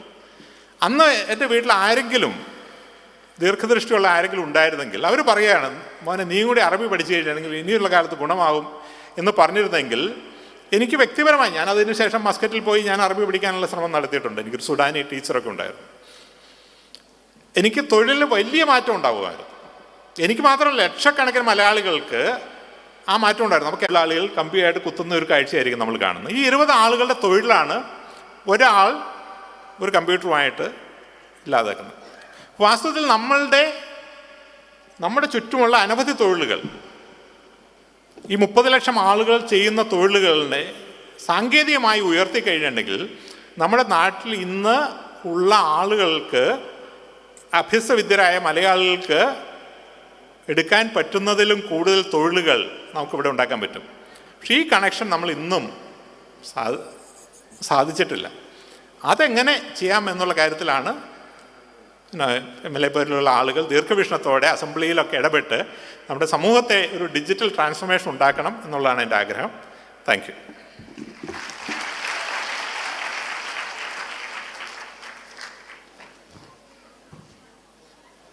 വളരെ നന്ദി പറയുകയാണ്.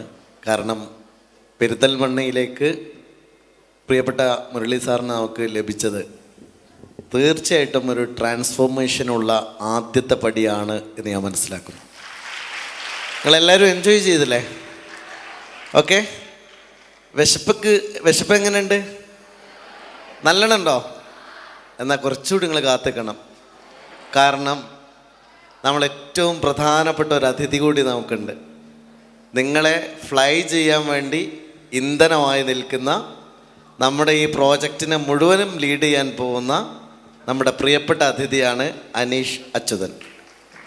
മലയാളികൾക്ക്, പെരിന്തൽമണ്ണക്കാർക്ക് ലോകത്തിന് മുമ്പിൽ അഭിമാനിക്കാവുന്ന അനീഷിൻ്റെ ഒരു ചെറിയ ഇൻട്രാക്ഷൻ കൂടെ നിങ്ങൾക്ക് വേണ്ടിയുണ്ട്. അത്